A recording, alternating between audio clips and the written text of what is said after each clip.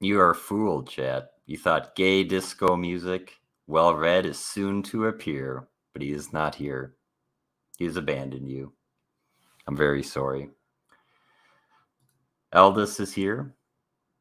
I wonder what that means. Well-read user 1. What kind of stupid name is that? What is this channel, and why don't I have a wrench on it? Well, you're banned now, so too bad. We have a Bold Cat Studios saying hail, and Linkovich is dancing to the gay disco music. But that is all the comments that we have. And Well-read will have to wait to comment until he's not timed out anymore. So in the meantime, I will give you everyone's favorite reviewer, Twitless. Thanks for the setup. No problem. I had a better one for Dark Gift, but he's not here, so. Ho, ho, ho, Merry Christmas, everyone. Why do you have two beards? Because this is my Santa beard. I have to be in the mood for the season. You could have at least colored the underbeard. It's kind of lazy. Yeah, well, that's the point. I'm a lazy Santa. Well, let's talk to someone that's not lazy. Eldest. Good evening, gentlemen. How are we doing this evening? Unlike Twitless, I only come bearing one beard, but it's silhouetted, so you can't see it. All you can see is the 3D glasses. Sorry. But we can see the cigarette, so that's a plus. Always. If there's anything this book caused me to do that we're going to talk about tonight, it's definitely to have a cigarette. Is that a cigarette or a vape pen? That looks kind of like a vape thing. That's a cigarette. Is it? Okay. Your concerns will be relayed to the artist. I like to say Linkovich is just saying no to everything again and again. He can't stand this. Well, I guess we could either bullshit or get started and yell at Dark Gift when he finally arrives. Is there a difference? I guess not. So, We are going to talk about The Colossals by Thomas Cider Burpee, otherwise known as Cider Hype. So what is this, Twitless? It's a comic book. Okay. If I were to tell you I want to know more, could you do that? Yes.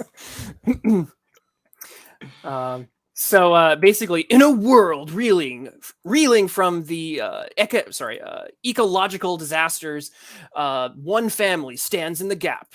The Colossals, or they are the Colossals, I guess. If I were going for the would you say it's a cigar? Would I say it's a cigar? Yeah. Sometimes a cigar is just a cigar. Okay. Can a comic book be a cigar? It'd be big, but maybe. You could probably do a nice tight roll of a page or two. I'm not sure you'd want to, though. We'll have to ask Dark Gift. I think he's the expert on that one. He would have much more knowledge in that than I. Yeah. Okay. So, did you finish your explanation, Twitless? Well, they're led by the incredible Star Supreme, and who this has lady.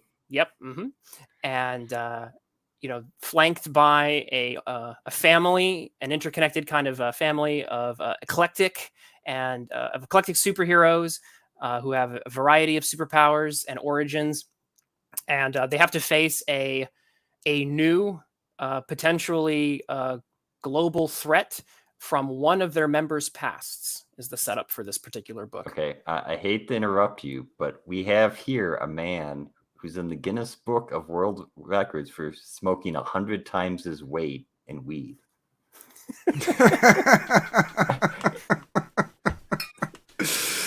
Oh, that cracked me up. What's up? Dark Gift, everyone. Oh, wait, Linkovich didn't believe in you. He said you had a stream, abandoned it.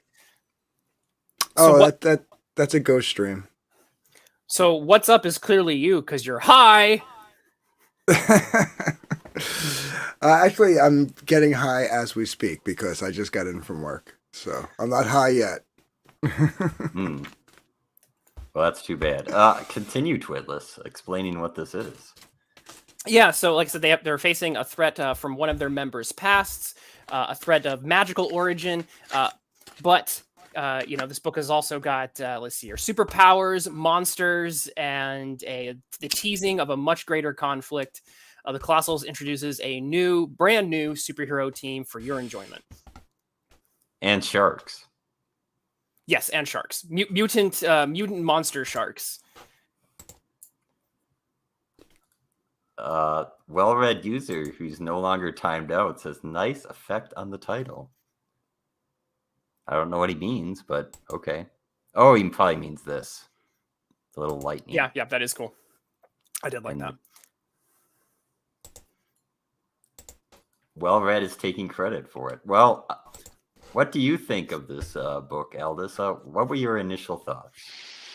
I mean, I've heard Cider talk about it numerous times, and I was always impressed at the amount of depth and time that he spent in building the universe, and like he had an answer for everything. When we hosted him on, I think it was our Wednesday show, where he could talk about it, he mentioned that he hired a bunch of artists and came up with concepts for the vehicles that are in the background, and had the water system for the city all figured out. I mean, the depth to which he went is vastly impressive, and to say I was slightly let down that I didn't see that transposed across the script or the story would be an understatement.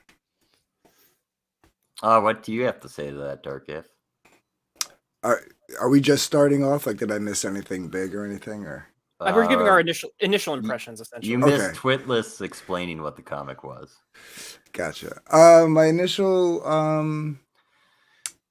impression, I felt like it was too short. But other than that, I thought it was pretty good. There was two parts where I was confused. Well, I guess we can get into that later. But other than that, I feel like, yeah, I guess Aldous makes a good point. There was a lot of like talk about the world building, but we didn't see it all very much unfold here until like the very end. We saw the beginnings of that. So I'd like to give my initial impression too. Okay, go ahead, Twitless. Yeah. So I tentatively, I like this book in several aspects, but there are some issues that the book has, and I think that we're gonna. I can already detect that on the panel we're gonna probably notice some of the same things. So I think that it's important for us to talk a little bit about some of the factors that may have had an influence on some of the problems that this book has. So for those in the audience who are not familiar with the story of Behind the Colossals, I think we should probably take a couple of minutes, not too long, but to kind of note the story of the campaign itself, the story of how we got this story, because it directly informs Dark Gift's observation that it's too short. I wanted to say you've all three have told me what's not in it. Would you agree what Finna Wolf is saying? These are things that are in it. It has space adventures, Arthurian shenanigans, characters that want to be heroic, and it's refreshing compared to the Dark Age anti-hero setups. Would that be another correct view of this comic and just a brief summary? I agree. Unfortunately. I agree with the last part, but I don't see the space adventure or the Arthurian shenanigans. So a lot of those things are more alluded to, but not shown. Okay. So why don't we go back to the beginning? What are we introduced with at the start? All right, so the basic premise of the story is, like I said, it's a setup for what I think is going to be a much larger story, and so we have a very it's a monsters attack, and the superheroes fight the monsters, and then basically kind of get cued into there's more at work here. That's basically the Colossals in a nutshell. Okay, so it's basically an introduction to the characters. While they're fighting the monsters, you're getting to learn the relationships between these characters, like briefly. Like I'm sure there's going to be more fleshed out, but like you get to know that like there's an uncle and a niece in here, and a mother and a son, and you know what I mean. So like you're getting to know the characters like quickly, the relationships. What I'm getting from you is this 24 pages is almost a single battle, and in this battle we're learning about the characters. Is that, am I getting this right? No, It's you are not. No. It's It's Okay, about a- 10, what is it, Eldest? it's about 10 pages of conflict and then a whole lot of dialogue. Okay. I would also say it's not. I think the actual page count is it like I think it's 21 of content, because the other few pages are like front matter and back matter. So I think for story pages, I think it's 21-ish. Okay. That sounds about right. Yeah, that's about right. So these pages we're looking at here, is this in the start? Is this in the middle? The first one you showed was the first page. Okay. Yeah, it jumps right into the action. Okay. I So wouldn't really call it jumping into action. It jumps into a static image that's not dynamic. There's no action. I mean, there's action implied, but there's no action that takes place in that. I'm panel. referring to the shark attack. So like the basically within the first 2 or 3 pages, like shark attack is basically getting started. So let's look at this no action. Dark, if do you think this has no action as an artist, or what would you do to improve it, to add action if it seems static? Well, okay, so this is, or actually, there was 3 things that confused me. This here, like, I don't know what's going on with these 3 people falling out of the car. Well, and it's the dialogue. I the dialogue from the main character right off the bat on the first page. I'm immediately confused because you get 2 narrations that are fine, explaining your situation, and then you get side commentary from people that are watching, and then the main character says, "Mom, you better hurry up. You're going to be late." Who is that character addressing? Well, that's Okay. the thing. It's not her talking, and you don't yeah, realize that's a radio balloon. No, I understand that, but that's not. There's nothing that suggests that. Right, And that's what I'm right. saying. No, It's a Aldous, static image that you're confused by. Where? yeah, Aldous is right, because like you don't realize that that's a radio thing until like the next page when she's talking to the person on the other end of the line. So There's a couple conventions going on here. Cider is heavily leaning into the superhero codes, essentially the things that as a superhero reader you're supposed to kind of know. And that's, we can kind of, debate as to whether he's leaning too far into them or not. But like, when you see a flying superhero with a cape who's like, lifting a car, you're instantly coded to go, oh, that character's probably a lot like Superman. And you can kind of essentially, same thing with like a speedster character. No. Once you code that, well, it is a code, and it is something No. Well, If let me finish my thought. Okay. Why? Because- So I can say no one more time? No. Yes, exactly. So what I'm saying is that Cider is leaning into those codes because they do exist. There is a code for that character is the speedster, and there is a code for that character is the super strong paragon, and there's a code for a couple other characters as well. So like superhero lifting a car, okay, my brain goes Superman-ish character. And I will say that whether it's a weakness or a strength, it is a quality of the storytelling at play here. Okay, so Aldous, what is the problem with that logic? Whether a weakness or a strength, it's part of the quality of the story. Could you elaborate on that for me? Okay, quality as in it is a defining aspect of it. Okay, so you have to understand that words have multiple meanings, connotations, and denotations. So what I'm saying is the fact that it is an aspect or facet of the writing here and of the storytelling, using some of the superhero codes that you kind of are expected to know if you have read a lot of superhero fiction. Now you can say you shouldn't do that. I need more of an explanation here, but there's a lot of superhero storytelling that says if I put a particular design of character on the page, you kind of know certain things about that character just because of the design choices I have made. So what I'm saying is that Cider's writing is indicative of that facet. Which I understand and agree with to a point, but that doesn't excuse the fact that like at that moment I'm thinking she's yelling "Mom." Right. You know what I mean? All that, and I appreciate Twitless for you laying that out, but all of that comes down to is you spent all that time on a great explanation for something that doesn't defend the page at all because the page doesn't accomplish its goal. Right. So let me add. There's one more code. Wait, hold on, Hold on. All right. Dark GIF and Eldest, what did you think this page was trying to say, and what do you think it was missing? Go ahead, Dark GIF. I was just saying, I agree with Twitless to the point where, like, yeah, all right. So I see this chick; she's holding a car up with one arm, and she's flying. I agree with your Superman archetype. Now, whether she has other powers or anything like that, that's later to be learned. But we at least know she's strong and she can fly. So we got that. Other than that, and the fact that like this little kid knows her son, I like if it wasn't for the fact that he said, you know, that's so and so's mom, I would not know. It took me a second to realize that wasn't her talking, like that it was somebody on like a radio talking. So yeah, But that's one more code I would say, which is the radio balloon, like that the way the tail is.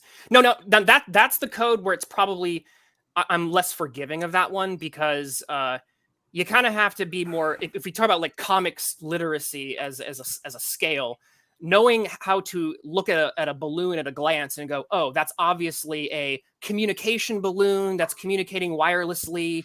Okay, it's a radio balloon. Like I will say I'm less forgiving of that because you have that's assuming a lot of the comics readers. Right, she could be yelling. Exactly, and I will give you that. I will give you that the shape of that balloon is important. However, once you move past page 1, you get those same balloons that are in A, a different color, B, presented without the tail, and C, on page 3 or 4, you've got the same style of balloon that's used for a standard dialogue comment. So, right, you got to there's got to be more not consistent. consistency. Yeah. So when you say you should, which one? Wait, which page is it inconsistent on? Just for tracking that. So page 1, page 2, page 3, top of page 4, mom, I found our seats there. I'm going to disagree a little on that one. Of course you are. Okay. I'll have to open it. Hold on, I gotta open it. Hold on. But okay, but my point still stands. What's going on? Like, is she saving these people or is she arresting these people? I don't know what's going on with these 3 people because they're falling out of the car. I don't get, like, is she supposed to be saving them or is she supposed to be? To connect back to my point, what I would say, and this is where I'm like, I'll lean a little bit into Aldis's here. When I say that if this is writing is leaning into the codes, one of my issues with the book, and this is where I agree with Aldis, I think that Cider, one of the weaknesses of the book, unfortunately, is the fact that Cider strains the reliance on those codes to the breaking point. So what do you read? What do you read? What are you reading into these 3 people falling out of the car then? Because I have no clue. What I'm saying is the fact that, like, okay, if we think back to Action Comics #1, okay, the image of Superman throwing the car, which is clearly what we're kind of channeling here, and the bad guys running. Yeah, so again, there's this idea, these archetypal things that are kind of pre-programmed into our brains of if superhero is dumping people out of a car, they must be bad.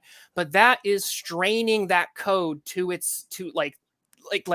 putty to the point of like tensile breaking. Okay. Because it's not providing a lot of information, and I still want to know specifically what Aldous thinks is missing from this panel, for we can understand. I still want to know what's happening with the 3 people. Well, here's the issue with this is all you get is this, and then it moves on. If you're not going to explain anything about what's going on in this page, you could have her doing anything. She could be flying. The car could already be on the ground and the police could be arresting the bad guys and putting them in the van or the ambulance, whichever the case may be. As far as a heroic character, you've got people falling out of the car, and does she do anything to save them? There's questions there. You've got people hitting the ground. It begs. There's a lot of questions that are asked. I'm sure, kind of knowing Cider, he wants you to ask those questions, but it's just left. There's nothing that's ever addressed. So in my opinion, you can take almost the entire scene out. You could just have her floating in front of a bunch of people and it has the same effect. So there's no point to the action. I will say, not having read this, it looks like she's severely injuring normal people. That's what it looks like. Right, that's what I'm thinking. The only thing that has me even slightly think, like, is she also telekinetic? Because that one dude in the middle looks like he's just hovering there. Like, that's some action lines might have helped that. That's just kind of the I just think you're at the wrong snapshot moment of this scene.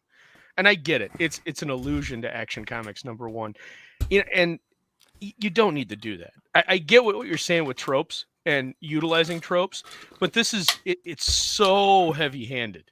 And So I think there's and I think you have a point. I really do. Like I said, my issue, because I'm in agreement in the fact that the reliance on these codes and tropes is strained so far that it creates problems for the story. But well, I it think becomes that a crutch later on. I think it's because I think the intention, we'd have to ask, right? But I think the intention is to create some shortcuts so that certain things can be established so the story can get where it needs to go. But it never gets there. I would agree with you if it got somewhere. Honestly, okay. I have a Okay. different. I have a very if I can take this in a completely different direction before you move on from the first page. I actually have a very different problem with this first page. So I want to bring this up very quickly so that we can move on. I actually personally am not a big fan of the text dump caption boxes, because if you're going to tell me about the cataclysm and the world being changed and mankind going into space, I go, this is comics. Give me a brief montage. All of those should be an image for me.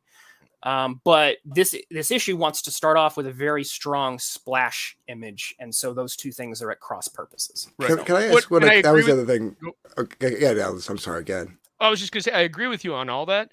I think you could still use something like this image, like I talked about, but I think at the same time, you could have presented everything that you talk about, that montage sequence, with a shorter narration, so you've got some visual associated with it on a page before this with your credits. You could have just done a little half page that explained everything in those two narration bubbles, and then done this, or done a half page and then this presentation. Yeah, I would have liked that. At a different snapshot. I agree with both those points. So here's the thing that I have. A quick question. What's a cataclysm? Because I tried looking it up. I thought maybe he misspelled cataclysm, but he uses the word twice. So It's California. So one of the biggest problems this book has is the fact there's a lot of lore that you only get if you read the campaign page.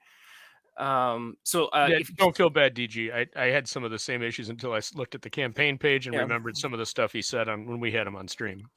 So the only thing I'll say to Aldous' point is, yes, I really would have liked that extra page, but if Cider could not afford that extra page, that puts him in a very unique position in terms of, because ultimately speaking, from a structural construction creator standpoint, I feel like what may have held this book back is the fact that every comic has two budgets. It's got its actual fiscal budget, and then it's got its budget of panels. There's only so many panels you can put on a page, like feasibly, right? And I feel like that the fiscal budget that resulted in the amount of 21 pages. That is not a lot of pages for a comic. I think that budget impacted the panel budget, and we're seeing kind of like the ensuing problems that happen because of that. That's kind of the way I'm imagining that. And I understand all that, and I appreciate you laying it out and explaining it that way. At the end of the day, I did not back this, so I can't say that as a backer. When you're putting a product out, you want to put a complete product out. That was not done here. The story needs work as an overall thing, and I understand this is part of what he all intended. Either break it down so it's more manageable, so you have a story, so that 21 pages tell at least a short version of what you want, because this just it doesn't work. I mean, his real estate usage between the fight and then the dialogue and the exposition that comes after is totally out of whack with his total length. And if he was going to do something that was only 22 pages, 21 pages long, you got to go through and you got to cut that script down and at least put something out that's this story, but is cut drastically down.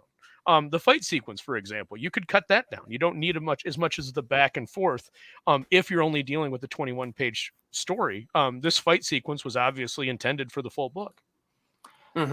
So your standard floppy is, 20 to 22 pages. So Dirk, what would you do to do a complete story? Well, it's 24, right? You have to go with like the rule of 4. Your standard floppy has to be 20 or 24 pages. It has ads and stuff, so it Right, would be 20 pages of story. So what do you think the story needed to remove or add to tell a complete, at least a mini arc in like 20 pages? Okay, so the fact that this is a setup issue, like you're learning the brief, you're briefly learning certain little aspects of like the relationship between the characters, and then the setup to the next issue. Aldous is right. You could have kind of cut back the this fight sequence and maybe had what happens at the end be a little longer with a little more action to give you two little action scenes, to kind of like bookend the story. And it could have like it didn't have to necessarily tell a complete story since there is a part 2 coming or chapter 2, whatever, however he words it, part 2. But yeah, like it feels like the fight sequence with the shark monsters is like the bulk of it, and then all of a sudden you have like a bunch of dialogue that tries to explain the rest of what's going to come later, and then like a quick little introduction or reintroduction to a character, and then ends. So what I'm hearing is this really needed to be the full 48 pages. And it's just cut in half. Is that what's happening here? Which happened to the book. Yeah, it was meant to be longer, and we are dealing with a reduced. It could have. It was 64. It was originally 64 pages. I thought. Yeah. Okay, so maybe it's a third of a book, perhaps. Yeah. Right, and it could have like. Which is probably why it feels like a third of a story. Right, well, which I get, and knowing the history of what happened with the original campaign and then this campaign and all that stuff, like I understand. So, but like maybe he did make adjustments, and like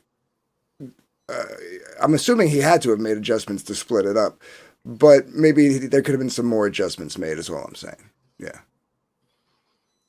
Now, would any of your opinions change after reading like the second or third book, or is this?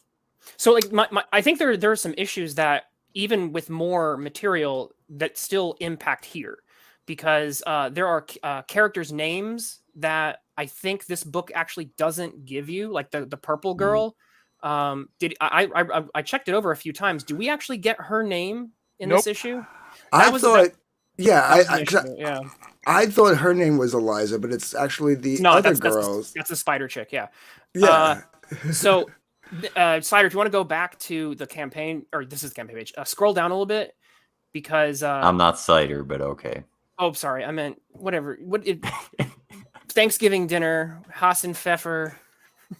Keep scrolling. Scroll past the actual art. There's a part of the campaign page that lays out the character profiles. And so, okay, here's the thing I'll praise, and then you and I can then jump on the critique part of this. Scroll down just a little bit more, because Star Supreme, we get to know her. Okay. Next one. Yeah, that one. Okay, here we go. Here is an issue that shows that Spider very clearly cares about what he's doing, because he has these characters, I think, lovingly designed. I know Cider a bit, and so I know he probably spent a lot of time designing these characters with his love of Super Sentai, Transformers, and superheroes all alike. We have this character, Isaac, and you can read there about all of these interesting character details this guy's got. He's apparently a digital life form. So like all these cool material, none of this is in the book. And without reading this character profile, which I believe should have been actually included. I have the digital version. That's cool. I just noticed the guy below him though. Look at that. Yeah. Cool looking characters, cool backstories, but the book gives us almost none of this, which leaves us as readers with only the tropes, which I discussed earlier, the tropes and the codes to try and piece together what kind of characters we have. Right. Without knowing that, because I do remember Cider going through this once on a show that we were on together. Sure. And I knew that Isaac was not human. But yeah, if you didn't know that, you would just think it was a kid in a mask. That's what I thought. When I first read it, that's what I thought. We're going into what Fiona is saying here. It's like you can lean into the superhero setups if you don't have the time, but it may be confusing if you don't understand all these tropes of superheroes. So it's even a little confusing, even if you do. Even if I was going to say, I'm very familiar with all these tropes, and it's kind of muddled. And I again, yeah, if I focus and I'm kind of like I dig into it, I can get what he's trying, at least what I'm assuming he's trying to do. Mm-hmm. And I find myself like through part of the fight, I'm like, okay, I think I see what he's trying to do, and then he breaks away from it. And then comes back with some of the stuff. And it's like, well, now I'm confused. Was he trying to do this or was he trying to do that? And that seems to happen for a couple characters where they kind of shift in and out of what you would assume the role would be. Yeah, It- like I'm pretty sure like this dude is the uncle to the spider chick or to the purple chick.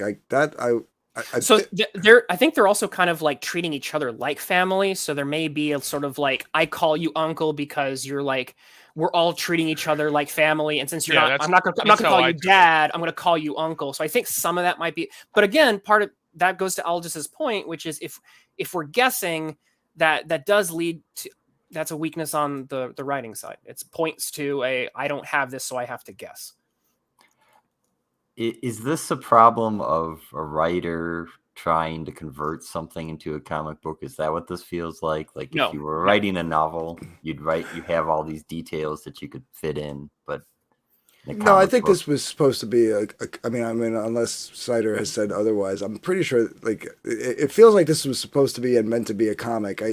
I feel like again it was meant to be a bigger book, so there was the time to flesh all this stuff out. But once you cut it down into 2 or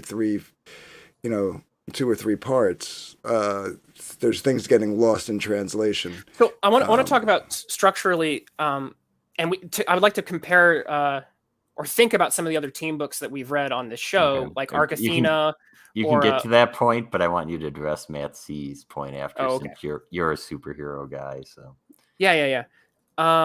So like we have comics like Company Men, which had much longer page count. We've got Arc Athena, which had a longer page count, but also tried to do too much, I think. And when you have a team book, you have a lot in front of you, because you need to, especially a new team book, because your task is to A, make an entertaining story, B, introduce not just one, but a team of characters, and C, get them from point A to point B in a way that makes some sense. So those are, some the balls that are in the air that you have to juggle. And I've noticed that some team books are better at some parts of that juggling than others. Yep, I would agree with that. I would also say that I think Company Man right now is the gold standard on that. I think Chemo handled it the best of any book I've seen in the space. I missed that. I kicked myself in the ass for missing that one. It's a good book. So But yeah, I think this could have been fixed. All the issues that Twitless and I are going back and forth on, and Darkgrift's agreeing with us and kind of bringing up some other excellent points. I think it all could have been addressed if he would have taken, and I think it's grand vision. And as a writer, Cider's got this grand vision for a great arc. And when you hit the wall of page count, you got to step back and go, okay, I'm not going to be able to do this grand vision. I've got to deal with something smaller. And he needed to gut, and this needed to cut, and characters needed to be dropped, and sequences needed to be redone, in my opinion. I think Right, by trying that's what I was saying about adjustments earlier. Yeah. By doing what he did, I think he hurt the context of what he wants to do in the future. Like I bet once we get 2 and 3, if you put that in as a trade and get the book that he really wanted you to have, it would all make sense. You know what I mean? But like because it's not that way, I feel like like I said, we're losing stuff in translation here. All right, so to Matt C's question, superheroes as a genre make even less sense after hearing these tropes discussed. Like, can this ever be done well with all the genre baggage? Yes, it can, and I will jump in VC and argue this to death with you sometime. Stay tuned. I think just by citing Company Men did it fine. He did it very well. Chemo was very aware of it. It's linear. He does a very linear. There's not much character development. It's a linear action story, and it works very well because Chemo understands how to structure that appropriately, and it works. So to Matt C's point, it's been done, and there's your citation. Citation. Thank you. I appreciate the citations. okay, so we've. Does anyone want to talk about the art specifically, or I got some notes. Yeah, worked and what didn't work about it? So what's cool is I've been able to see the black and white art and the color art, and I actually have something I can even share on screen to even illustrate this. I think that the coloring does a lot for this book because the line work, when you see it in black and white, is I think it's good. But there's a couple moments where it's I thought he was about to say garbage. No. I wasn't gonna say garbage. No. I was gonna say, but I think that his name's Leandro, and I think he's minimalist would be the wrong word, But let me pull up my screen, and maybe you guys can help me find the better word here.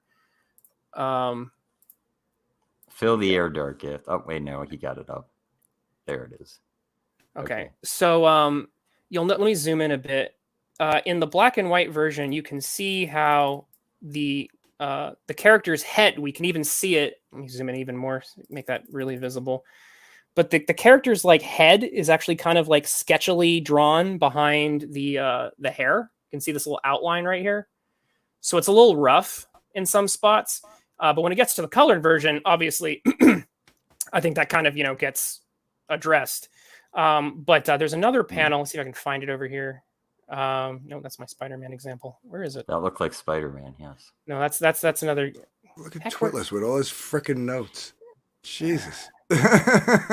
No, that was Isom. He keeps his notes together. Very well done. Anyway, so there's another example, and I might have to I might have to pull it. Give me a second. I didn't have it in my. I was putting my notes together before the show started, and unfortunately, I didn't get. Okay, why is Twitless wrong, Dark Gift? Why is he wrong about what? I don't know. Because he's always wrong. It just depends on what it's about. That's true. That is true. No, I'll while he's looking for that. So there was the second incident where I got confused was when they're right before the fight scene. There's a gentleman who you get reintroduced later, who I guess is the villain, who makes these shark monsters. You'd think he dies, but then he's back at the end, and I'm like, what just happened there? That was a weird moment. Yeah. So why do you think he dies? Is he like falling from a cliff? So he gets grabbed by one of the giant shark monster's hands, and there's a crunch. Yeah, there's a sound effect that says crunch. So that sounds pretty bad. There's also some red coloring that I believe is his magic, but you could also read that as blood. Yeah, I knew it was his magic because it was there before he got crunched. But to be fair, if you're reading that quickly, you could also go, "Oh, that's blood. He's getting murdered." Yeah, well, the crunch would suggest that blood, but the previous panel would indicate that the magic. At the end of the day, it's something that could be resolved rather easily with just a color correction. Is make the magic more orange, and so then it's not a concern. Right, but like that was like the thing.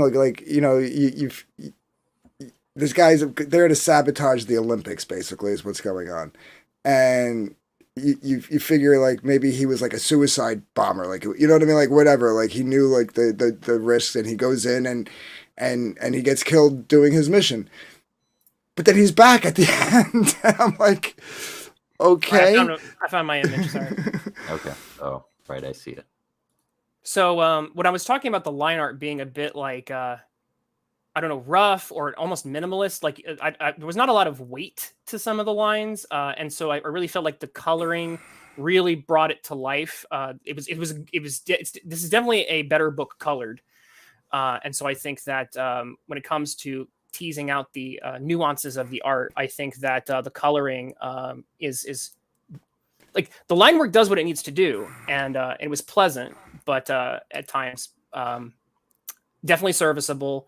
I'm even a little jealous of it in a few moments, considering my own work. But I really was like, like some of these panels, it was like, wow, that panel is like not a lot. That's 10 times better. Yeah, I was gonna say, yeah. If I was to read this black and white, I would think she's wearing a mask, or maybe like close-fitting goggles, perhaps. Yeah, it does not look like Shadow in that line art. That is true. So what I'm saying is that the coloring, the combination of line work and coloring works well together, much better than the line work itself does. So is the artist doing both, or is this? No, it's two artists. Okay. I think someone would have to correct me who knows more about it, but I think Cider may have paid for the first 20 some odd pages before he did the actual campaign, and then the campaign was meant to pay for coloring, finishing, and the fulfillment, that sort of thing. So Fiona Wolf is happy that this isn't like a nihilistic. Does this tone of this comic feel happy and hopeful? Is that correct? What Fiona's mentioning here? The maybe it. I don't know. It's a. I hate to keep on coming back to this, but it's not a full story, so it's hard to gauge. What you've got is kind of a muddled mess as far as there's an action piece and then exposition and then it ends on a cliffhanger. The cliffhanger would suggest no, it ends on there's a little bit of nihilism in that ending, that one of the characters failed in raising somebody and they've gone evil. And that's the inherent nature of it. But that might be a bit of a stretch, because the overall, like, lots of superhero stories have, oh, my son went, someone in my family went, and part of the story is I'm going to redeem that person. And I know that Cider is pulling a lot of influence from his love of Super Sentai, and that's a common thread, which is, I am evil relative, and then by the end of it, the Zordon wave comes and you get purified at the end or whatever. You do get the sense that they are like heroic and they are respectful of each other and all that stuff. Like the one guy, like the teamwork, yeah. So you get that, like, so I'm getting like the sense of like in a Justice League or an Avengers type situation. Power Rangers, definitely. Yeah. Power Rangers, something like that. I was just going to like the superhero comics, was pulling from that as examples. But yeah, Power Rangers works.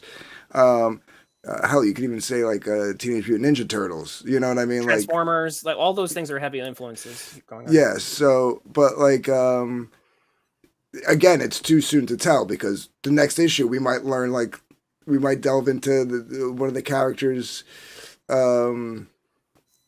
backstories more, and like, like the one chick could turn out to be like a Raven from Teen Titans. You know what I mean? It's like, who knows? Like, there's enough in the character interactions to tell me that the tone of this book is probably meant to be much more inspirational rather than a deconstructive. I would agree with that, but like, again, like to Aldis's point, it is too short. It's too soon to tell. But I would agree, like that's the vibe I got from what I was able to from what we were presented. That's what the vibe I got. Yeah, because like there's that moment where the Riser character, who's the darkest looking character of the bunch, he's got the sort of like Oni demon kind of armor, and he takes off his helmet and he's like, I'm sorry for raising my voice at you in the middle of the shark fight. And it was I'll be honest, I thought it was a little cheesy, but in terms of establishing tone, I was like, oh, we're going for the family friendly, teamwork and don't yell at each other angle. So that's kind of where I fell on that. Right. And it also makes me think that they don't know each other that well either. Like maybe one of them is newer to the team or something. I don't, who knows? But that was like the vibe I got. One of those characters, you know what I mean? So I remember from reading Isom that a lot of us were confused about what the powers were and what was happening, because nothing was told to us. Is what these superheroes can do told to us or demonstrated in any way? Aldis, why don't you jump in there? Since with regards to what? Like you see a superhero and they do something. Do you have an idea of what they're doing? Are you confused by it? Or... Their powers specifically. Well, it goes back to what Twitless was talking about, and you've got the general trope concept that you're applying, so you know that. Yes, Star Supreme is going to be a Superman-esque character who can fly and has super strength, but it's not alluded to if she has anything else going on. As far as the rest of the characters, it's just kind of, they just do stuff. It's not suggested what they have. They don't really talk about it. Well, there's the one that is definitely like the speedster, like the Flash of the group, right? So, that one, because...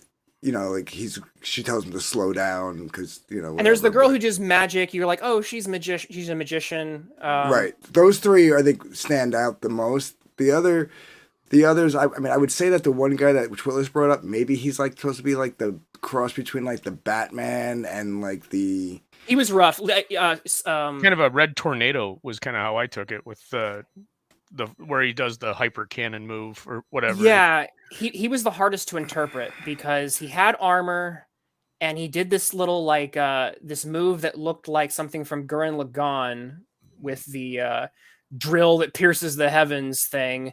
But I didn't know if that was energy, magic, technology. I didn't know, and I wanted to know. But unless you read the character profiles, because the character profile tells you that character made a deal with a demon, so it's like, oh, so maybe he has like demon powers, but I was still a little unclear on that. And I get it that you keep on going back and to, oh, you got to read the campaign page. Oh, you got to read the campaign page. But at a certain point, we're reviewing the book. It's not a, oh, well, when you get the book, make sure you go to the campaign page so you can understand everything. And that's the major miss here, is that there's so much of this. Cider has spent so much time on this world that it's almost at times going through this book that he expects you to just understand the 37,000 page dossier that goes, if you read this omnibus first and you understand all this, then the story makes sense. And it's time after time after time. That's what you're coming back to. And that's a major miss. Well, all this, I was just saying, it would have been cool to have the bios like on the inside cover or the back cover. So all this, I was pointing that out. I'm pointing that out as a weakness. I concur with you. So like I was able to find the information. So yay me, but or yay everybody who found the information. But that is a problem for the book, especially if that information is not included in the book proper. Is it enough of a fix just if the bios were in the book, or is that still been a problem to understand? It would have been a 25% fixed. Yeah. Okay, so small fix. Yeah. See, I'm sure Aldous would agree with me. The profiles would be helpful, but the best way to do this is to put it in the story itself. Absolutely. Oh yeah. Always show. I agree. No, I agree. But like if we're talking about like the obstacles Cider had to go through to even get this book made, it would be. It's not material to the book. Like I like Cider, but I don't mean this to come across as harsh, but I don't need a sob story to go, well, now I'm going to give it a different look. That's not what I'm saying. No, that's not what I'm saying. But like, what I'm saying is like that could have been at least like a small fix is what I was gonna end that statement with. Like it would have been like I don't want to call it a Band-Aid because that's harsh, but like it would have been it would have been something. It would have been something for even the people who don't know the history of the campaign. It would have been a little something to be like, okay, at least I have that. If I don't have it in the story, at least I have that. Like a consolation. That's the word I'm looking for. Like a consolation prize. Right. Okay. Is there any other major point anyone wants to address? Well, we could talk about the where the story is headed, because after the shark fight, because the shark fight is kind of like that, this action set piece that we often see and love in this type of media, and you go, oh, these are mooks. You're not supposed to care too much about the sharks themselves, but the setup is that the person who made the sharks is like related to somebody on the team, and then and then at the end of the story, he does something ominous that's like, oh wow, this is really gonna be the real crux. At least that's what the first issue implies. That like, oh, this magical kind of bad guy villain, he's related to somebody on the team, and and he does his he sets his plot in motion, and then the final image is rather cryptic. The final image of the book. That was the other part I was confused with. Like, all right, so like the book he's holding talks to him, which I kind of have an idea of what that is, which is cool. I get that. Like you want to leave you guessing on that, but then it's like the statues' heads are laying on the ground, and it's like one's a vampire and one's a queen, and like it was weird. Like and then it just ended. Like that's how it ended, and I was like, okay. Well, even beyond that, the context of how the big bad in that series, we're using a lot of illusionary metaphor. So he just walks in to the Avengers compound. Right. Like he just walks in and then he runs across the kid, like and just chats with him. Like, and the kid doesn't like go, oh, I've never seen you here before. Like, maybe I should raise an alarm. What's a stranger? What? It's odd. It's past, and the moment passes, and you're like, oh, okay. And it's that over and over and over again in this book, where it's just you seem to have this intense justification to go around this moment, and then you move on from that moment, and then a page later there's another moment that you have to have this intense justification on to rotate around that moment. And I think that circles back to the issue you mentioned, because like with Isaac, right? And it's like, if we have the knowledge that Isaac is a digital consciousness that's just been born yesterday and doesn't understand human very well, if we have that piece of information, then that exchange he has with the villain makes more sense. It's like, oh, he doesn't human very well because he's an AI that was born yesterday. But if he's an AI, then it's going to be rational. You know what I mean? It's, again, there's even beyond that. There's no security system. They don't. There's no door alarm. The doors aren't locked. All right. So my headcanon took it as that he's been there before.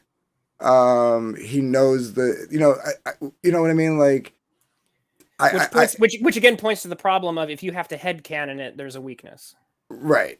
And so, but that was how I read. Like, I read into it, was like, he's familiar with his grandmother's spells. She already mentioned that he breaks her seals and stuff like that. So, like, that's how I took it. But yeah, it was still a little too easy. You know what I mean? Like there could have been some kind of defense that maybe he could have waved his hand and like dismissed it because he knew the magic, something. You know what I mean? Know that, knowing Cider, I know he has an answer for this because he's put so much thought into this. But the answer is going to be apparent. It's related to Merlin's ring, because he implies that. But it's one of those moments where, again, I'm justifying it based off of one line of dialogue and it's just one moment with the old man's ring. And then I'm alluding to that associates with Merlin later. Like, again, I don't know, and that's a problem. In this short of a book, if there's more to it, great. But in this short of a book, man, this needed to be streamlined. Yeah, because the old man, he could just be referencing his father, who could be the one chick's son. You know what I mean? Like, we don't. I mean, unless she's supposed to be Merlin's mother. I mean, I took it as that Merlin was older than her. So. But again, yeah, like I'm piecing these things together from what I saw and read. You know what I mean? Like, that's my own patchwork at work there. But doesn't Merlin, if it's be related to the Arthurian myth, doesn't he live backwards through time? But whatever. Could be. Yeah. I just remember him being the child. Was it a nun and an incubus? Which is just weird as hell. I like Matt C's idea. I want Cider to get here. We're just stuck on we're still arguing about page 1.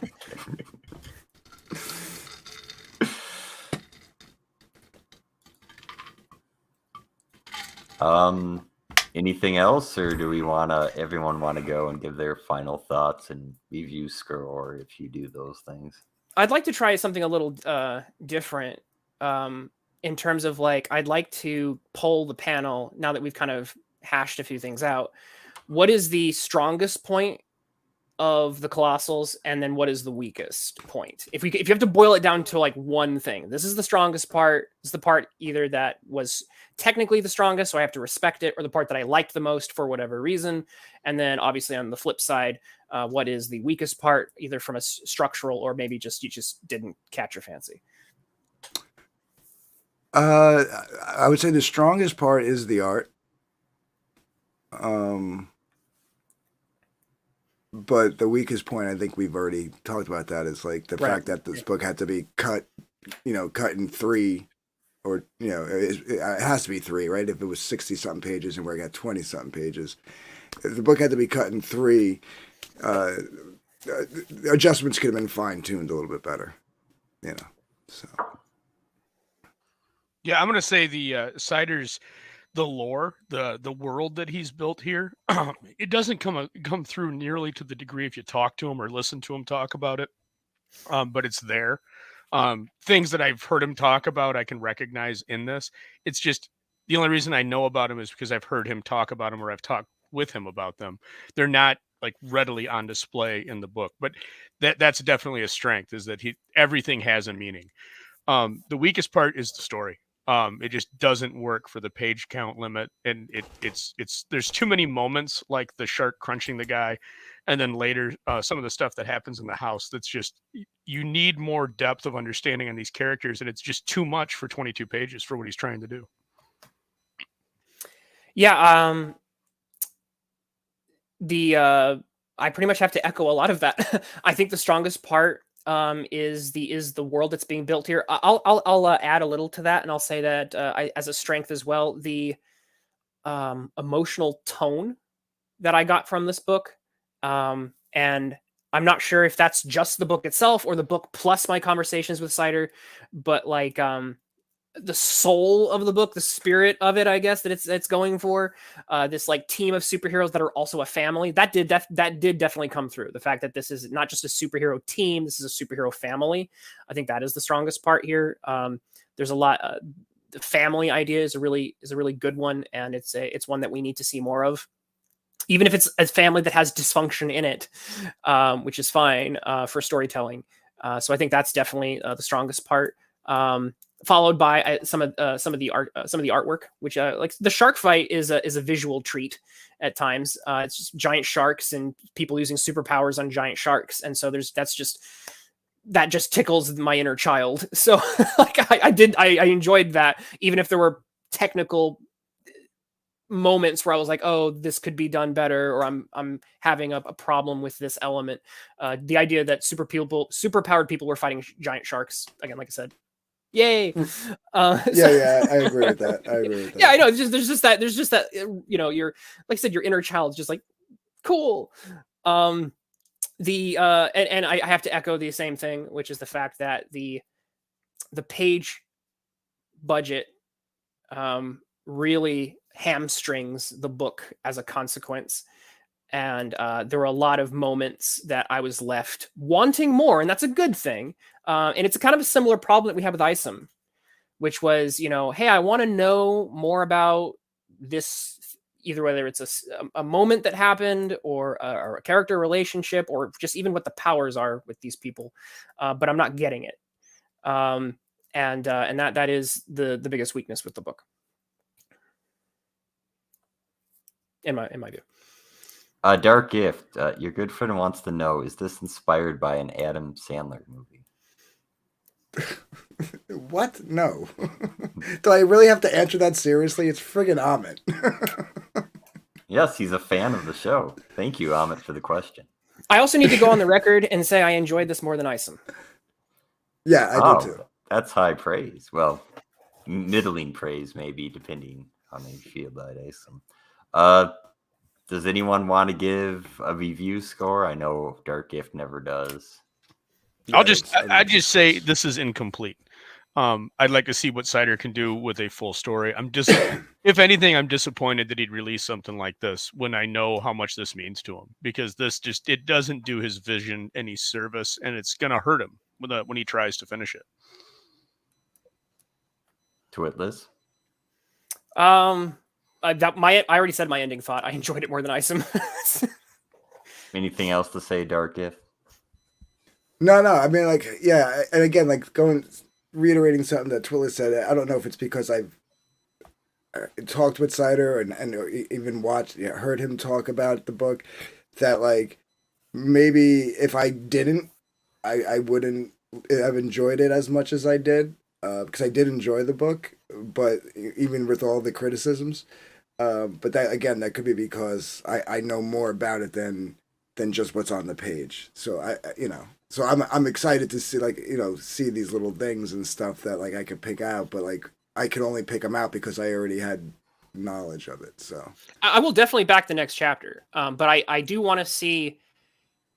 I definitely want to see Cider maybe the issue, if we get into the sort of like meta of being a creator, and juggling those different balls in the air, which is, maybe the problem is that trying to do too much.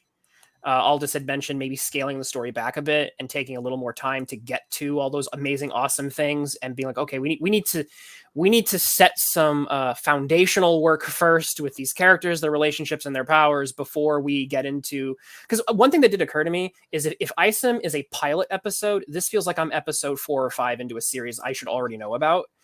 You know what I mean? Like, have you ever like watched a show and like you watch episode 6 and you're like, this looks cool, but I have no idea what's going on.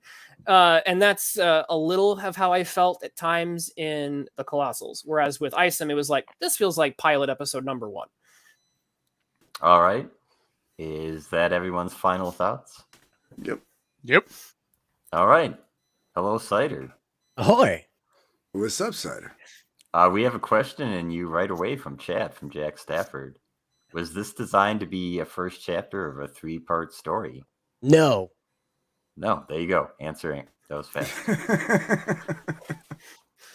So we never got past the first page, Cider. I'm sorry. It's okay. It means everybody out there gets a chance to shit on their own page, okay? Take time to nitpick everything you like. I'm not offended, fellas. I'm making jokes based on what the chat was saying. I actually took notes on what you guys were saying about how to handle that page a little bit better. Aldous, I appreciate your change of perspective, different screenshot or whatever. Snapshot, that was the word. I appreciate that because as you were saying that, I was like, yeah, it really would have looked better if she was standing next to the police truck, talking to the police while the narrator was talking and the crowd was observing. That would have made a lot more sense. And then her belt talking to her and like a little pop-out panel there at the bottom would have been like it did in the house there where it made the beep beep. It would have really contextualized what the hell was happening there. So I get it. I got hung up on the, hey, look, I did an Action Comics #1 thing, everybody. Green card with a brown inside and everything. Right. And that was that page. And Reference early, received. Right, and that's why early when Twitless was saying, that you can use those self-referential tropisms that everybody understands. No, don't use them because that's what happens. Yep. You get trapped in them, and they become, instead of a tool that you're using, they become a cage that you're trapped in. And so if you don't use those and you just do your own thing and then structure it out with your artist, you can allude to it, but you don't want to make it super blatant unless it's like a cover. You can get away with it on a cover. Oh, sure, you're supposed to, really. So like, So those were bad guys then. Yeah, so in that opening paragraph, it says there's a new species that humanity's grappling with. And so I show blue people down in the corner, and then what was implied here is that the criminals are part of this superhuman thing. And what I'm painting a picture for you is that there's blue people here to suggest that humans aren't the same as they were in 2020, if you will, which is when I wrote the script. So I will say it's hard to tell if they're blue people or just in the shadows. The way right, and again, like you're reminded of that though when Hypercussion rescues the violet baby and returns it to its purple mother with flipper hands. What? You guys didn't tell me there was flipper hands? Wow. Yeah, there's Horrible flipper reviewers. hands. I didn't There even are know there were flipper flipper hands. hands. There's purple people and flipper hands. Come on. Twitless, Jeez. what were you doing? You didn't tell me any of this. God. I mean, I was Now too busy, I'm offended. I was too busy arguing with Aldous about superhero tropes. Yeah, I apologize. I missed the obvious socio anthropological messaging of the flipper hands. Thank you. Thank you. I can't. Croft explains this. All blue people are criminals. I probably won't be able to sleep tonight because I missed such an obvious illusionary metaphor that was I know. structured into the context. I know. The fucking stickers are going to blow your mind too. You just wait. So. So the next marketing item that you're going to offer in the next campaign are plastic flippers that you can put your arms in. So you Absolutely. So you can cradle your violet baby. There you go. Sign up today. So I do have a question. Without getting I'm sure there's many. I don't. No, spoilers. please. I'm fine. Without getting into spoilers or anything, I know that the original pitch for the story, and it still is in some of the marketing, which is the a much broader conflict between the sort of like negaverse versions of these characters or evil versions of these characters. But in this first story, we don't really get much of that yet. Is that something that is that tied to the villain we're introduced in this issue, or is that something that is just completely different that comes out of somewhere else. So where this was supposed to be a much longer story, and I chopped it brutally, the way this plays out is that Delilah is talking about her grandson, and she explains that he's a human he's a human trafficker or human weapons. I'm sorry, I don't have the script. Hold on, I'll get the page just a second, so I can quote myself exact. Forgive me for not remembering my words from 4 years ago. We need your citation. Yes. He is a human arms dealer. You see him; his head's reared back, and he's laughing. And these tortured faces are below it, and then it leads directly into the shark monster. And this is the imagery I'm trying to paint to go with that particular bubble. That's why it's next to that, the shark monster and that whole situation there is, and it's also next to the mark. Is that it's supposed to illustrate that Aziz uses humans and creates clones that go out and carry out his bidding or the bidding of the highest bidder, if you will. So these clones that I alluded to in the first part of in the first campaign to this are born out of his power. And that's supposed to set that up with her talking about that. And of course, if this was to go the full length, you would have seen the clones. Again, I brutally chopped it. I acknowledge that. I brutally chopped it so the story didn't get to the part where that part pays off and makes sense. Well, I want to follow up with that. Does that without again spoilers, does that tie into the crunch? Yes. See, that is a clone. Okay. That's why That he's makes wearing sense. the workers uniform, and when he's in the office, he's wearing his clothes, his villain suit, the rock star magician outfit. I just thought he changed clothes, and I don't know, something else. I missed that. You'll notice the red smoke, right? Yeah. And I like color. So what I like to do is Delilah's magic is purple, his magic is gold, and is red, and Merlin's magic is gold. So that way you know who's doing what. Right. And I decided to use smoke because, fuck, I'm tired of glitter. I'm tired of sparkly, magical girl bullshit with magic. So let's make it look cool. In the crunch, is he essentially like, was he like possessing the clone? He's leaving it at that point? Is that the kind of... Well, no, it's the magic. It's like when the shark monsters are injured, rather than bleeding and having muscle in there, there's just red smoke coming out and bone. And that's meant to illustrate to you that there's just magic inside there. There's no like organ structure or anything. There's no blood to come out. Well, I kind of missed some of those. So, right, so again, I was right. He was basically a suicide bomber. Correct. Yeah. Got it. Yeah. Okay. I just didn't want, because you can't really say that. Well, let me. I want to follow up with this. This idea of you. And then can I say a thing? I mean, you could say a thing now. Okay, I just want to say I get like the first part of what you guys are telling me, which is slow the fuck down. Yeah. Well, right? I wanted to ask about the first part. Go ahead. Sorry. I was just saying that's the first part, right? I got that one right. Yeah. Yeah. I put the gold star on my forehead. Yeah. Well, I wanted to ask a little bit about like why did you have to cut this story? Like, give us a little more into like why this had to be cut so much from your original vision. All this pointed out that it's a sob story. It doesn't relate to the book, And does it matter at this point? Yeah, it's helpful for the audience. Yeah. So the situation that happened for us is that we got to page 14 and the tsunami hit. And so Leandro, under a tarp, finished this fucking book. Okay? Under a tarp. Like, finished this part of it, right? This 21 pages. And then told me he's under a tarp. And I'm like sick to my stomach right now thinking about this. Because when I joined Comicsgate, the big thing was like, don't use people like slaves. Artists aren't imagination printers. Pay them fairly, treat them right, don't rush art. And I was like, yeah, I believe in that. I'm weird and a hippie. I smoke weed. Let's go. And I was so heartbroken that man did that for me. Just, he knew that I would stop the project as soon as I found out. But like, he had to have his equipment charged in another city so he could do this work. And I'm sorry, I'm not trying to like be a dumbass, but like I had to do something. So I was like, screw it. I'll refund it. I had an angel investor step in and say, I've got a couple rules, but here's the money we'll discuss later. Mhm. And one of the rules was preserve the script.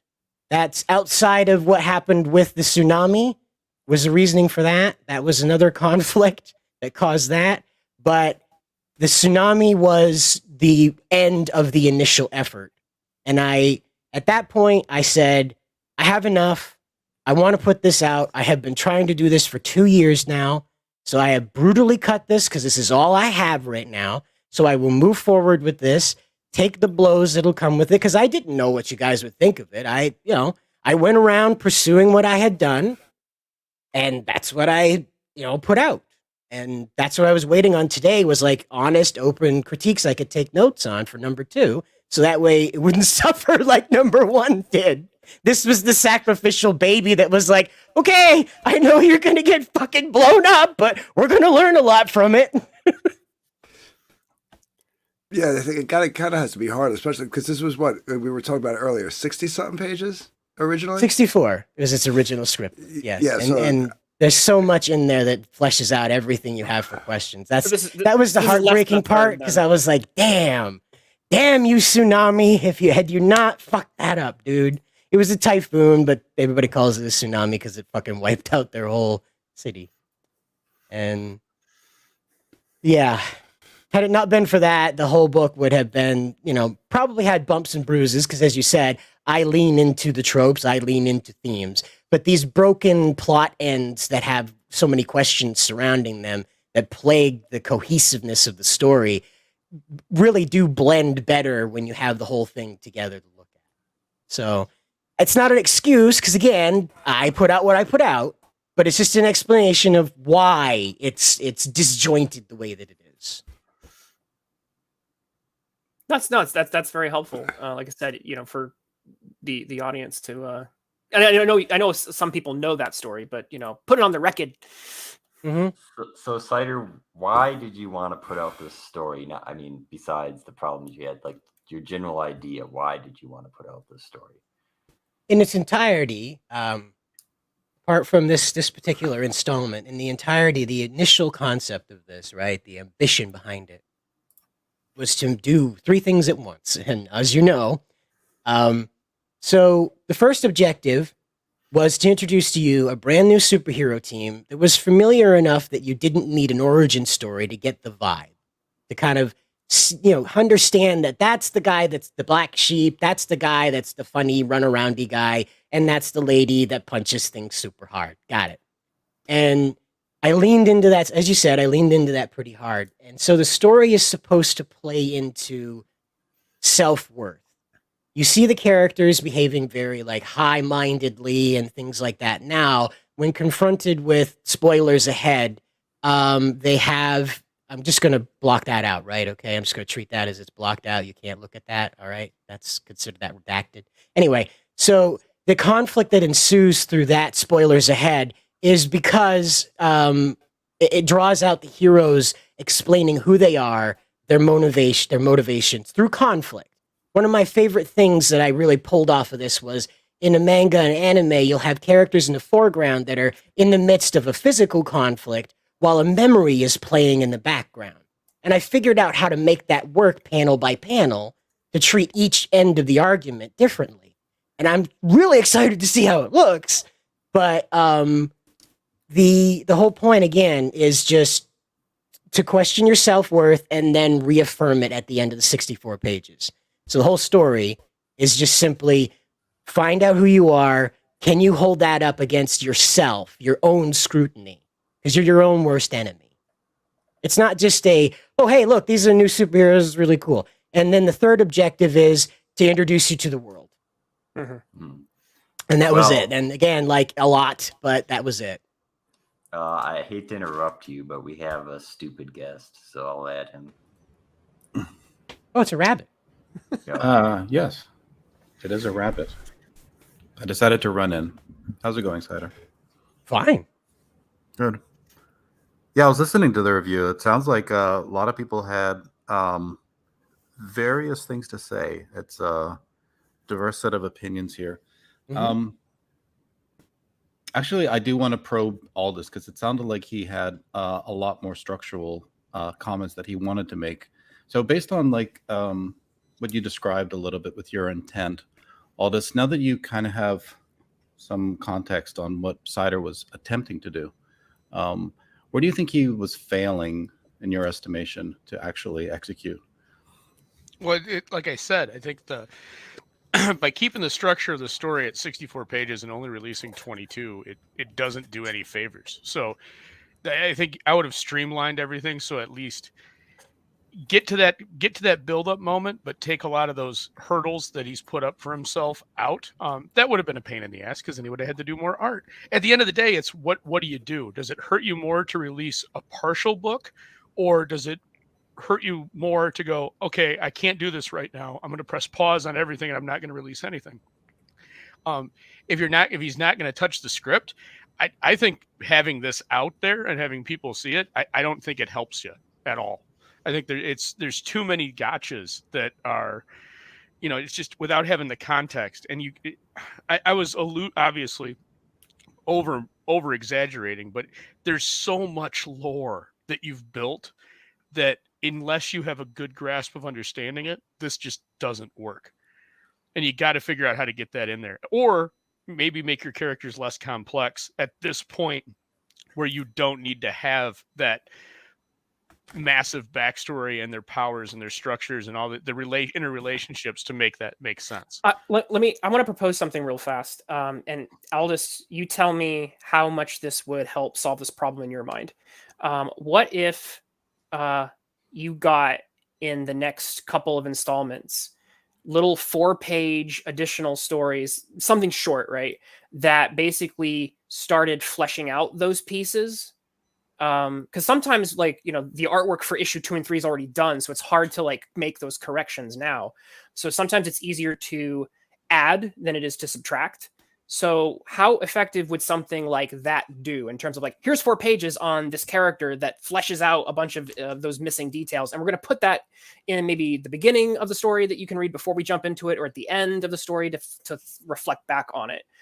How would that, in your estimation, help or not help that issue? I think that would solve a lot of it. I almost think with how much there is, I don't know if I'm against things that need to be that are like solid points that you need to have a grasp of understanding of being exterior of the book.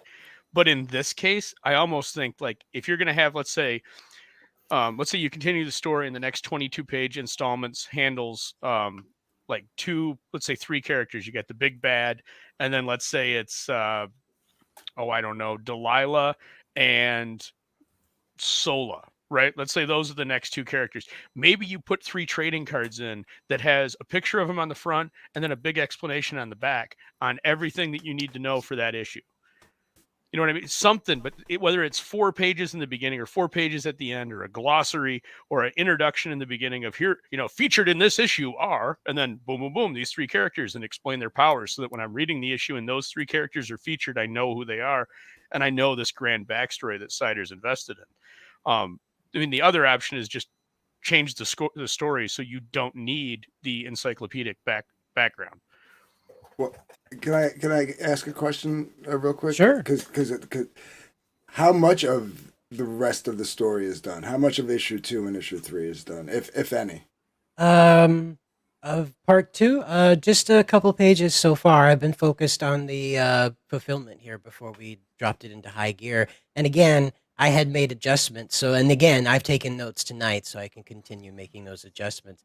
Nothing I've heard tonight is really going to be impossible to accomplish with these first 2 pages. They're really more like where everyone is after the escape, if you will, the big flash of light. Mm-hmm. So there's basically still, lack of better terms, there's still time to go in and like really fine tune it without having to add anything. But if you wanted to, you could take Twitless's or Aldis's Yes. suggestions with the okay. Yeah. Yeah, All right, so I so am actually. I have notes. No, I meant like with the cards or with the 4-page story. Right. So or like something like that. sometimes it's Yeah. like, I have line art for issue 2 like halfway done. I can't that's when it gets hard to be like, oh, structurally rework half of it. So if you're much earlier in that process, it can be easier to do. So that's What about okay, Jack Stafford's comment. He says, I like the detailed descriptions and extensive back lore. Bodes well for future installments with that work already invested. Yeah, I was curious about with this first issue though, you still did want to hit certain thematic key points and you wanted to lay the groundwork for whatever narratives that you're trying to build up in the future. How well do you feel like those were at least accomplished by the standards that you set for yourself with this first issue? Looking back on it from 2 years ago when I wrote it, I think that that it stood up to what I knew at the time and understood. And when this came out, like again, as a whole thing, it was meant to be different. I chopped it. I have to live with it. As this came out, I'm not disappointed in what I'm getting back out of it. Let's put it that way.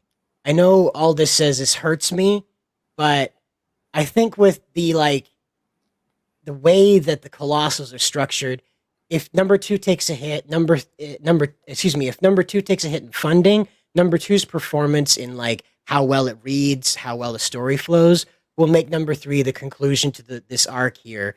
The rebound, because I'm learning a lot from this right now, so that way number 2 is improved and 3 is improved again.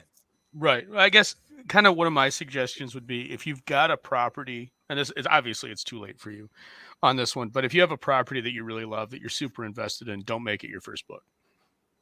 Okay. Right. Do a side project, do something that's similar, do something that you're not right. Do an experiment, see and learn, because everybody's got their first time. You got to break your cherry eventually. And so spill some blood on the sheets. There you go. Who's the one with the quote? Who's the one with the quote that's like, it was about like science fiction writing or something, but it was everyone has like 100,000 words of crap they have to write, and there's no way around it. You have to write your 100,000 words of crap before you get better. Yeah. I mean, I come from 10 years of writing fan fiction. None of it was ever in script format or meant to come out in comic paneling or formatting. So this is like the 11th or 12th script I wrote because I did like 7 different drafts of this. So not this like 22-page thing, like the whole 64 thing. Yeah, as you're going forward and you're adding additional campaigns and you're going to have the luxury of greater page counts, especially if you're satisfied with certain things that you accomplished here, you probably don't want to bastardize them with whatever adjustments that you make. There's nothing retcon, because the story, again, I don't see like a problem with what the story's goals are, right? There's nothing here that's like, I don't think you ought to have a magic guy. It's just some flubs here and there with my expectations and how hard I leaned into like the tropes and like stuff you got to know before you read stuff. So as long as I slow down, as has been advised here, and really try to stay out of those tropes for number 2, I think I'll be fine. And like because you read the full script before, well read, and you commented there's a lot of anime action in this. So like that big exposition thing's all over with. We're into the what's this about, what's you're about. Because one of my favorite things I put into this is characters explaining their motivations while they're fighting, while they're like bleeding, as they're going through the battle, they're declaring why they're risking life and limb. Finna Wolf says, it hit all the right buttons for me. Supers that want to save people, clear family dynamics, a universe with cosmic elements and magic elements. Thank you. How did you decide to break this up? We've got like what, 22 pages on this one? Correct. This is 21. This is 21? this is what was finished when this is what was finished when Leandro told me he was under a tarp. So going forward, 2 and 3, are they going to be longer? Do you think? You're going to try to keep them. I'd like to keep them this length because they're quicker to put out. because like although it's neat to be able to have these out, like artists tend to take a little time to draw things, especially if you want them to look good. And I don't rush anybody. So my colorist again takes time because I don't rush anybody. You see what he does. I do not want to rush that guy. And Daniel Grimaldi, by the way, is available on Fiverr under Raphael Grimaldi. He's available and very, very talented. That's not the only coloring style he has, by the way. The really easy guy to work with too. Anyway, I lost the question because I got to. What's that? If you were expecting to go longer than 21 pages, Longer than 21, I'd like to keep it. I'd like to keep it to 21 as we go forward because it's quicker to make. Honestly, that's really the thing, is the speed. So a lot of people. Sorry, I will say that working with 20 pages is definitely going to be there's going to be some challenges with the ambitions you have, and then the slowing down that may need to happen. Yeah, but also it may go out to be. Characters. It may take up to 5 volumes to get through this whole script, with slowing it down, stretching out what needs to be stretched out, and dropping what needs to be dropped. With the reliance of tropes that a lot of the panel mentioned you made in this first issue, where did you draw inspiration for a lot of the tropes that you utilized here? Mostly what I observed to be like the basic visual kind of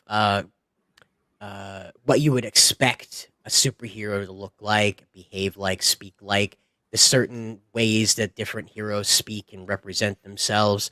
I took time to study how DC and Marvel were introducing their heroes as teams. I really, I didn't do it very well, but I really tried to show like sort of like how the X-Men, you learn about them through their first conflict.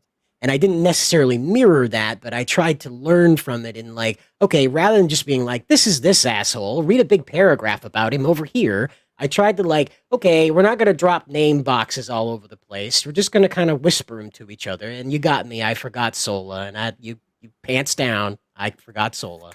But I tried to get everybody's name in there rather than like a code name or whatever. So that way it suggested an intimacy between them and also a humanity.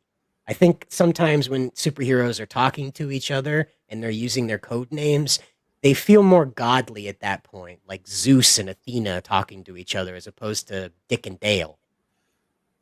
Here's a hamburger, Iron Man. Yeah, it's a little, Okay. Well, I mixed like Norman Rockwell kind of ideal superhero mindedness with like the middle 2000s DC comics. Where like Superman was still kind of a good guy and nobody was just trying to make him punch stuff really hard. He was still a symbol of hope, that kind of thing. Well, if you think of the most famous superhero family, the Fantastic Four, they tend to use their first names with each other, right? Mm-hmm. So. I have a couple questions just on this the reference front. Isaac, were you pulling from MetaBee from Metabots for Isaac? Visually, yes, and also Mega Man, if you can't tell from the blaster. Okay. Yeah. Cool. I got the reference. And also, there was like, if you notice the neat little hair thing on the front of him, there's a bit of Rusty the Boy Robot, big guy in Rusty. Nobody? No, I was the only weirdo that watched that. No. Wow. I'm just happy I got MetaBee. Yeah. So I have a follow-up question that's also potentially reference based. The concluding image for this book with the statues. I was guessing or theorizing. I was like, is this a reference to Janus, the double-headed god, or is there? It really seemed to be like this is an important like metaphor for something or an allusion to some mythology. And I know you do put some allusions into the work as we go, whether it's references to character names or the big ship.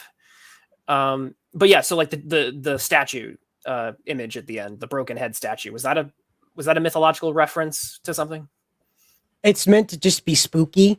Because of spoiler alert, and again, I'm not going to explain stuff. I just say that as like a block out. Because of spoiler alert, the two heads are unmasked almost like 6 pages later. So as to who we're talking about. So so the two heads represent Merlin at an earlier state in his life, and then the summation of what became of the man known as Merlin. Okay. Well, now that you've gotten your first comic book out, have you had a chance to reflect on what actually inspired you to write comic books? Where did you first get the idea that this is something that you wanted to venture into and try your hand at? It was February in 2019. Ethan Van Sciver was streaming to everybody from his basement about how great Comicsgate is. It was after the first Cyber Frog campaign. He was on to his second with the fist bump cover. I had backed that because I just wanted a piece of history. Like, wow, like the most crowdfund book, comic book in history. That's a piece right there. I could see myself on Antique Roadshow someday with that. And Ethan looked dead on into his webcam, talking to the audience, and he said, "You can do this too.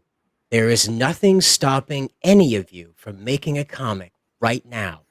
That's what we're here to prove. Everybody can make comics now." And that was just like, hey, okay, all right, that's good for me. Let's go. Well, now that your first book is out, was that good advice? Yeah, you know, with the book in mind, yeah, it was. I learned a whole lot about what I really wanted to talk about. Not like the cool stuff, but the roots of what, because I want storytelling to be in comics. I know that like the trope in comics is like, ooh, ah, oh, titties. But I want it to mean more. I want things to have substance, and like you go back and read it again years later when you're a little older and go, whoa, okay, I picked that up different. And that's how I want this to read, is something that's it's not like a hand guide to life, but it's sort of like a hand on your shoulder that says, hey, you know, self-worth is important. Don't forget to check in with yourself sometimes. That self-hating shit's a joke, you know. It's not supposed to be real. So it sounds like it's opening a door to you finding your own voice, actually, Well, now having gone through this process. I have the sob story of all sob stories if you want them. Sure, this is the place for sob stories. All right. I need to go get my violin. Give me a minute. Yeah, Okay. I mean, we wouldn't have a channel if all of us didn't have a sob story. So I didn't bring the sad piano music with me. I'm sorry. I mean, we can try to look for copyright-free sad music. I don't know if we have any though. Yeah. Can we do that? That'd be kind of funny. No, sorry. Do you? I don't care. It's not. I'm not insulted, man. You know me. How about some daydreaming? Okay, lo-fi. All right. Yeah. Could you back it off just a little bit? Okay. Okay.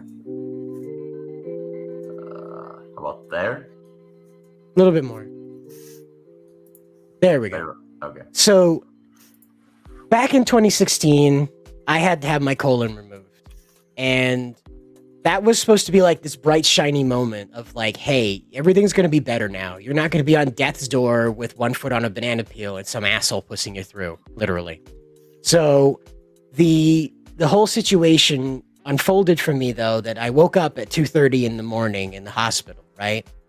And so my problem is that I was alone in the dark at that point. The only light I had was this like machine, this tower of machines. I call it the Tree of Life now. This tower of machines that were plugged into me while I was in there, sustaining me after the surgery of like removing a major organ. And I just remember thinking, my life is over. And I immediately started praying to God, please kill me. Just have these machines fall over and unplug long enough and the nurses not notice. Just please, I want it over with. I can't live like this. I realized there was a tube in my abdomen that was pouring out of me just black sludge. It's not feces. It's just clotted blood. It's going down into like this fucking duffel bag that contains all of it, because it's just a biohazard that they've got to throw in the incinerator later. I'm kind of shaken talking about it, right? So I just want to die. My life is over. And through the darkness, a metaphorical hand reached out and took mine, again, metaphor, took mine and said, "You don't have to fall anymore, but you do have to climb up on your own." And I later found out that that was Star Supreme. I didn't know who she was. I didn't know what her voice sounded like or what she was even a woman. But that's who that was. That was the beacon of hope that there's a brighter tomorrow out there. Maybe not tomorrow, maybe not the day after, maybe not next week, but one of these tomorrows will be better than today. And it damn sure will be better than yesterday. And I learned that from her. And that was the impetus, the first spark of Star Supreme in me. So I don't want to so like I know that a lot of times we don't want to use those things in our marketing, but I think that has to be said because there are a lot of people who do this all the time. You could, if you wanted to, I'm not saying you should, but you could use that narrative you told me with its ups and downs and the physical issues, the challenges you've had to face. You could use that as a centerpiece of your marketing, and people would. We've seen this; it's documented. Like people would come and back the project for that alone. I'm not saying they should, but it is an untapped vein that you could tap into if you wanted to, or chose to do so. Yep. Does everyone think that that's a useful marketing strategy? No, well, useful, yes. I would recommend not using it. Thank you. I would sell. You know what? Sell your stuff based off your story and your art. Don't use the sob story. That's why I cut. That's why it's not to mean that. Yes, what happened to your artist is terrible. That has no bearing on what the book is. Zero. Right. So no point in using it. Why bother using it? If you're using it, if you need to use that to move your product, then it's a crutch. And I agree. Sob story is only going to work for one issue, maybe two. And then what are you going to do with three? What's the next thing you're going to do? How are you going to ratchet it up for that? You going to cut your own leg off with a butter knife? I agree. I agree. Now I'm an amputee too, man. It was no. What you do all this. That's good for another 4 issues, but now you're just a torso with a head, and now all this. Well, what you're missing is that you just change your gender a few times. Like that's what you do. You don't have to cut something off yet. You can roll the dice. You can take. I'm an attack helicopter today. There you go. No, like I do admit that it is a crutch, but I do like. I don't know, like just speaking out loud, it's a crutch we see other people do and then make like, an extra like couple $1,000s on their campaign. So the reason why I only tell the story when like either money isn't on the line or like it's late in a stream or whatever and people have either checked out or they're doing something else or whatever, aren't focusing, is because I truly don't want to be known as the cripple with a dream. I don't want to be the miracle on Cider Street. Well, since Christmas is coming up, though, I do think you need to say, "God bless us, everyone." God bless us, everyone. Okay, everyone shut up so we can get a nice clean clip of it now. Okay. God bless us, everyone. Thank you, Perfect. Cider. Exactly. Thank you, sir. You're welcome. reminds me of that clip from Archer where it's like, am I going to get the operation now? No, son, you're going to die. I have a broader philosophical question. I honestly don't know the answer, but is it as far as comic writing goes, is it useful? Is it something? Does it have utility to use it as a personal vehicle for you to kind of find some kind of self-expression where you're realizing some fulfillment in that? Like, should comics be a disposable medium, or do they have to be a window into the author's soul? If you wanted to write a good comic, one that would leave a mark and be remembered, how much of yourself should you really be investing in that comic? What I would like to reply to that with is some like very profound thing, but I'm so sorry to deliver this, but one of my favorite movies is, well, actually my favorite movie of all time is Barbarella. Okay. And that movie is fucking awful. Right. There's literally an organ that strips and orgasmos a woman, okay? And she overloads the machine into, like, it lights on fire. It is a horrible movie, and I love it because it's terrible. Now, I can't get through The Godfather. It's not like it's not interesting. I just fall asleep because it's like, okay, they're Italian. I get it. Enough with the Italian trope. Oh my God. They're so Italian. And I fall asleep. Hey, careful, pal. Careful. It's a movie. So, but I'm just he's saying, right. like, those Italians are awful.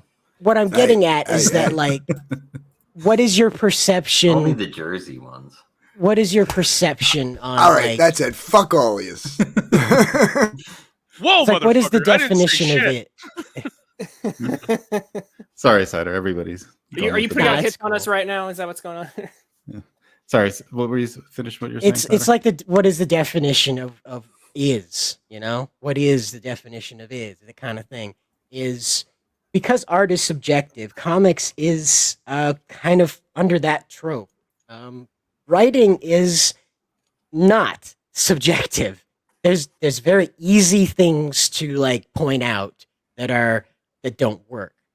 And, like, I gave you an example when we were talking the other day of Ed, Edd and Eddy, and how, like, a cartoon that visually seems like half-assed, but is also, like, very stylized to look like that, also tells a story through that, but can be dismissed because it looks like shit when you're blinking at it and move on.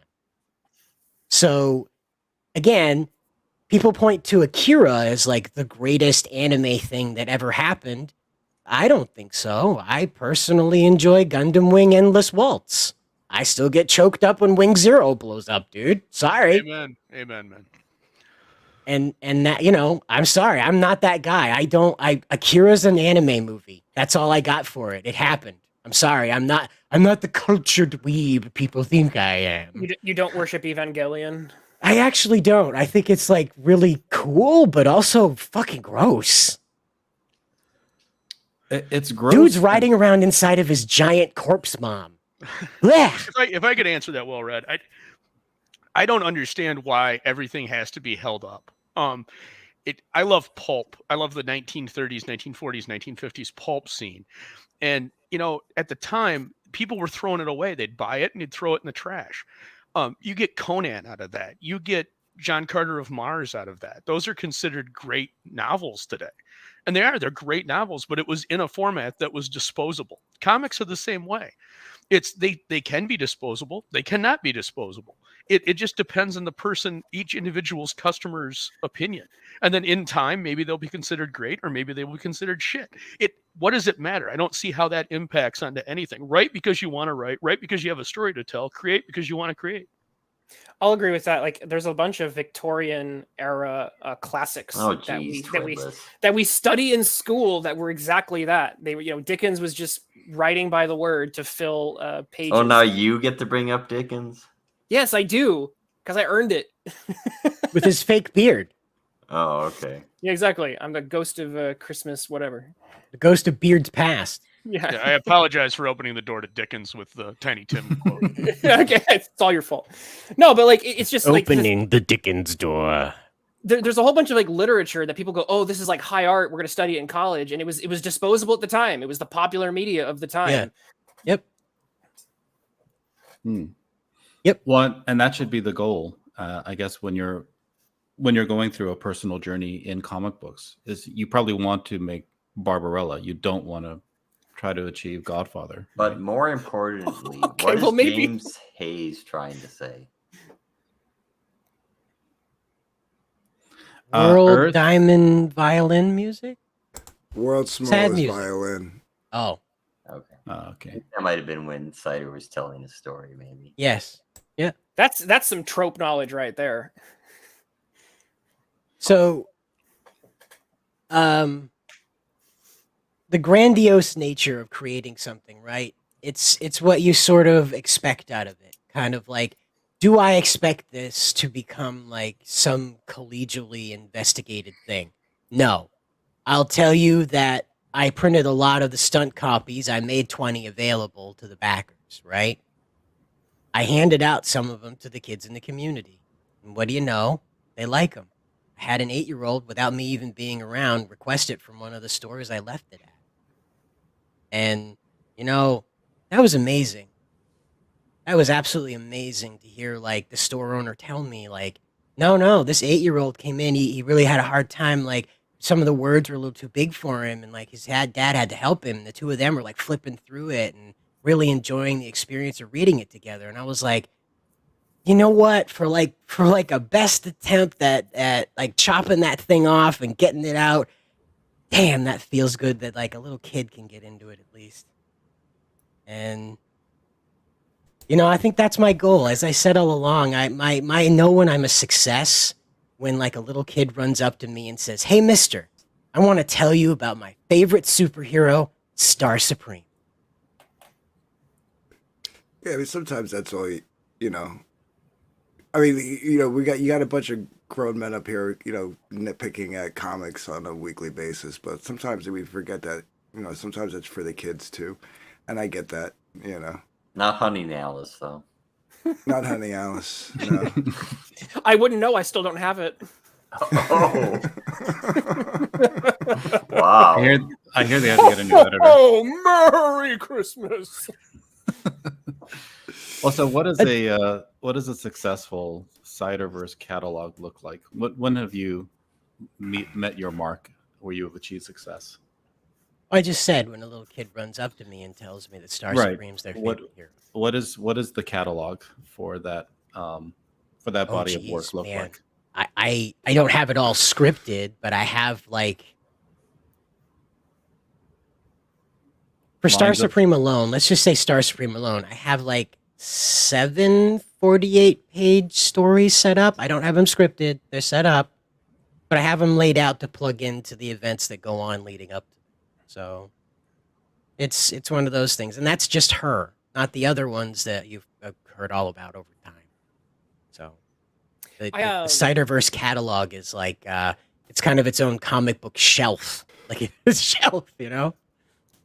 Yeah, and you know, like what you call it, I kind of am privy to your pain a little bit with having to like cut this bigger story up into smaller bits because Doc is going through the same thing right now with Pariah. I'll Because read this comment to Cider. Well read. And he sells you a bootleg copy of the Colossals #1. That's what I mean, that kid's going to do to you, Cider. You know Yep. you've made it when people pirate your work, so that's totally. And that's why the digital is out there with no restrictions on where it goes.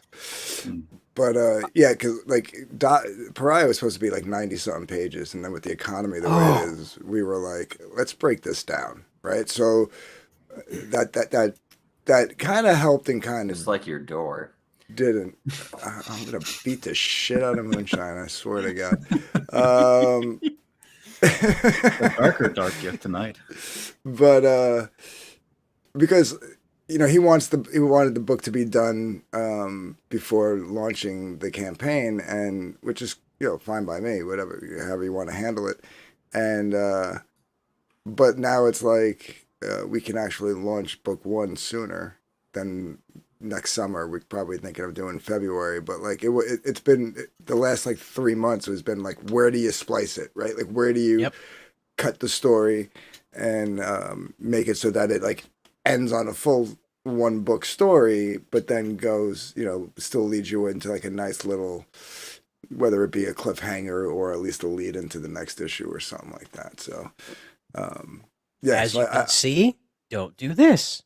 well, that's why I asked, do you think they'd be longer? Because, like, obviously, we had a little more leeway because 90-something pages can be broken up into, like, 32, maybe 36 for one issue, 32 the next. You know what I mean? Like, we can play with that page count a little bit and still have an extra 10 more pages or 10 to 12 more pages than what you were working with. But still, it's hard. You know, and so I'm privy to your pain on that. So. Yep. I have I a question I'd like to ask. So I've been doing a little bit of a study into the voice or essence of the American superhero, and since you did a superhero book, I'd like to hear some of your thoughts on that. There's There a lot goes of the things. audience. Yeah, I know, right? Just there's a lot of Good things night, that go audience into here. right. Just for a second, a moment. Like there's a lot of things that go into the voice of the American superhero. Things like patriotism. The corporate voice is obviously huge. Like these things started off as corporate products, and we love it for that. Like we love the fact that in a sense things are being sold to us, whether it's sometimes it's toys, but sometimes it's things like an idea of our country or even things like the value of teamwork. So, like, what to you is the voice of the American superhero? What's the most important? Boil it down. Does it have to be a word, or you want a statement? Like just your thoughts on it. Oh, personally, and again, I'm not trying to imply this for anybody else, but as I register it, because I came into Superman in a very unique way, the American superhero applies. Who's our echoing? Hello. Oh, it's all okay. Sorry. The American superhero is active and activated through morality, either the deconstruction of it in most recent years, or the preservation and construction of it, as Superman taught a generation of boys how to stand up straight, comb their hair, and just what the American way was, or at least was at that time, and a moral standing of like politeness and appropriateness in public. And I believe that is the superhero, the American superhero voice, because it speaks less to the mythological, or at least it did at that time. It spoke less to the mythological when it was American, back before we abandoned that. It spoke to the citizen. Like DC in particular, I think of DC as the hometown heroes. When I read Marvel, they were off somewhere in the universe kicking some creature's ass. When I read DC, Superman was helping out fire departments and stopping volcano monsters, and Wonder Woman was out there freeing people from human trafficking and slavery. And you saw Hawkman flying around beating the ass off of tanks. It just seemed like stuff that people who love their country would be doing, and preserving freedom would be doing. And so DC won the battle for me. So that's what I think it is, though. Twitless is the upstanding citizen model, is the American superhero voice. Cool, thank you. That's really insightful. I'm thinking you have a take on this, Aldous. I see you unmuted. Yeah, no, I mean, my take would be is that I don't think you can really pin it down, because what superheroes meant in the 50s are totally different than what they meant in the 70s, and totally different than what they mean now. We live in a unique epoch because our heroes have been around for 80 years. That's something that's very unique. Most heroes last 40 years to 50 years, maybe 50 years. Batman, Superman, Hawkman, Green Lantern, the fact that they've been around since the 30s, 40s, and 50s is very strange culturally. Most heroes change and adapt. The Shadow was only around for so long. Doc Savage was only around for so long. Before that, Sexton Blake. At the time, he was bigger than Sherlock Holmes. He disappeared. Nick Carter's disappeared. John Carter from Mars, the previous one, Tarzan. All of those used to have Doc Savage. Yeah, I think I said Doc Savage. Oh, did you? I'm sorry. But Okay. all those characters evolved into the next generation of heroes, and then everything got frozen, and we've continued them forward. And yes, there's the footnote argument that then you have the Fantastic Four and Spider-Man and X-Men, but even those characters were created in the 60s, and you're really lacking any further development on that. And there's a lot of cultural sociological studies that you can read that talk about, is that the sign of stagnation, or is that the sign of something else? And I think one of the things you see, at least in this scene, the independent comic scene, is you see a growth and a dynamic change in that concept with unique ideas like what Cider's doing. And I think if it would behoove you to both focus on what's the legacy and what's the limit on a hero's age, and then what's being done and what's keeping culturally from those heroes expounding outward. Yeah, I wonder because you started Twitless, the premise of your question saying these are corporate products that are sold to us, and we enjoy them on that level. And then people have mentioned that this is pulp entertainment, but they've had longevity, and they do speak to an aspect of the American character. There has Here to be we go, some. Twitless. There has to be some I'm component. loving this. This is great. Yeah, there has to be some component of superheroes that speak to our our identity as as a I'm nation, so tempted to as a be move people. well read right now. So before Laura's we get really pushing for that rabbit. before we get into that discussion, James Hayes asked a question that we didn't get to answer a while ago. Yes, Uh, Cider can't answer this. It'll have to be the reviewers to answer Is it this Twitless. one here? Dark No. Myth. Yeah, it's already highlighted. No, it's the other one. It's about the Oh, kids. this one? No, No. it was with the kids. I answered that one in chat. Yes, this is definitely a family friendly. It's meant to be a family friendly book. It's part of Cider's I think general thrust for his storytelling for this story. I'm sorry. I thought somebody else might want to say. I'm sorry. James is like, I'm not gonna. Yeah, whatever. He's a backer, and I just, getting his question answered was kind of important to me. Sorry. Is there any disagreement on that? I mean, it's family friendly. No, of course not. That's the goal. It's not necessarily a return backwards because I don't believe you can ever go back. I'm trying to move forward by mingling a bunch of modern ideas with like the classic Norman Rockwell feel of America. This comment's important because it's checkmate Twitless. So he's I disagree. too late. Let me explain to you the next 45 minutes about my upcoming dissertation. Do you have a PowerPoint that you can pull Jesus, up? I gotta leave. Oh, he does. He does. Believe us. You saw the Word document. He's got notes out the ass. He's been cheating. I have like a dozen PowerPoints on this question. Yeah. Came to the test with crib notes. This guy. Were you feeding your notes to Piper? Were you behind all of this, Twitless? Did James have another question, or did I? It was just about the PDF one, yeah. Yeah. Due to the length, do you feel Sutter's book was more of an intro? It was a piece of a book. Yeah, it kind of felt like maybe like an ash can, because it was like, but like Cider mentioned earlier, he's gonna slow it down, so I think that'll help with the page count. With what you tried to put in there, it felt like an ash can, Okay. Am I getting this right? The slow down, choose what I'm doing, make sure to like lean out of these tropes, not so much, characterize the characters with more clarity of individuals rather than what you expect out of them. Is that kind of emphasize the flippers on the girl? I think. I don't mind the trope so much, but yeah, like maybe don't rely heavily on them. You can. They're shortcuts, and if you lean too heavily into the shortcut, it is going to detract from your story. Like I think that's kind of what Aldous. That was my point. Yeah. Yeah.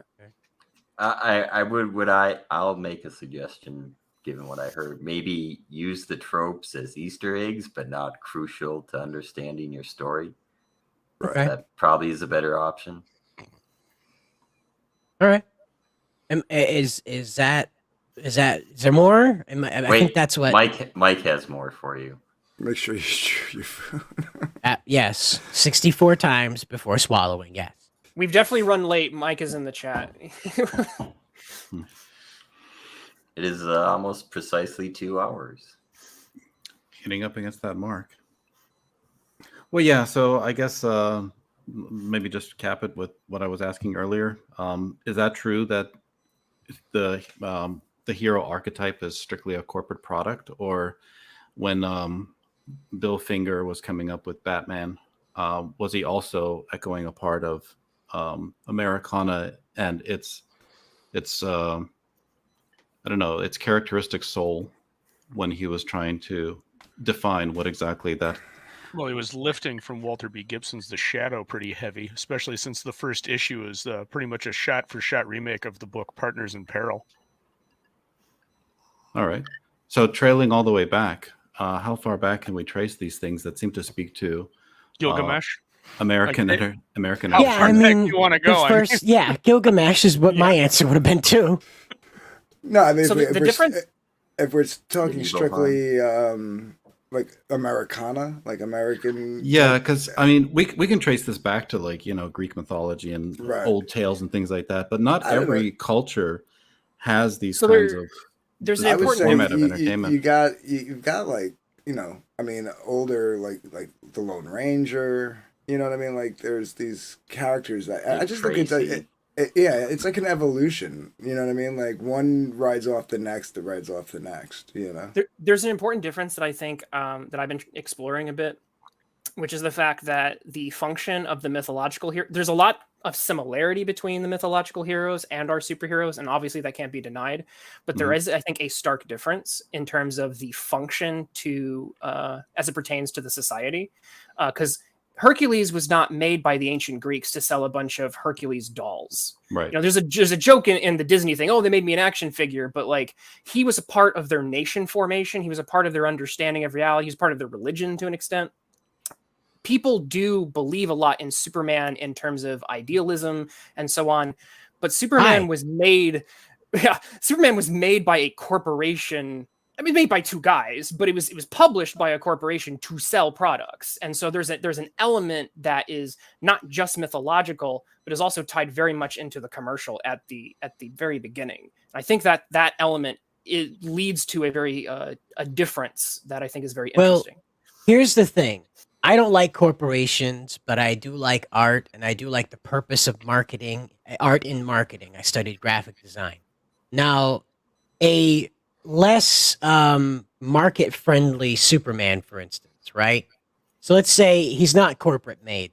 He's just an indie character with really no oversight that's meant to sell T-shirts and action figures. That character might not appeal to as many people because it's not designed to. And therefore, the reach of that character is then automatically limited because of their visual appeal, as they were not designed to move product. They were designed to tell a story. And again, you can merge those two concepts, tell the story through design, certainly. There's some of that at play in the Colossals. But the idea that corporations in the beginning were wrong to popularize and sort of own the superhero, I don't agree with, because I don't think they were good people in the beginning, but we would not live in an era where we're able to analyze this with such clarity had this not stagnated long enough to become like its own self-fulfilling shit show. Well, I have a question for you, Twitless. Are you employed? Or are you an academic? Very much so. Or are you an academic? What prompts that question? Just I curious. mean, the obvious. We're waiting for an answer. I'm not going to answer it. Here's what I always Well, hear, then you're that same old tired anti-corporatist trope always seems to come from either academics or people that have failed or are unemployed. So that's just why I ask, because it's a tired. We talked about tropes earlier. That's such a tired trope. I wasn't. No. I'm being misinterpreted. Okay, y'all are reading into something I didn't say. I said that the corporate aspect is a part of it. I didn't condemn it. That's something that just if that came out of what I said, that is not there. I simply said that there's a difference between the mythological function of Hercules to the Greeks and the function of Superman in America, and that is related to its corporate, its relationship there. I didn't say it was a bad thing. I didn't judge it at all. I even said, because they don't. We love it. I said we love it because of that. Let me ask you a question. And this is just me asking a question. Do you think that Superman was created initially in 1939? Eight. Sorry, my grandfather was born in 1939. I get that confused. Sorry. 1938 to sell toys, or do you think it was just some dude came up with Superman and put it on a? It was two dudes, actually. Yeah, it's two Right, different- right. No, I know. They It's read a just- couple Doc Savage pulps and then came up with a really good idea to sell the Detective Comics.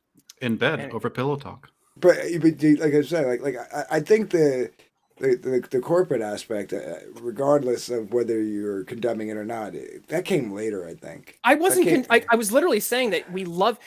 No. I know you weren't. Yeah. I get what you were saying, but like obviously some people did condemn it and whatever and whatnot. But Right, and okay. So hi, I haven't been able to talk. Hi, I'm the one that entered into the conversation that corporate's interference isn't bad.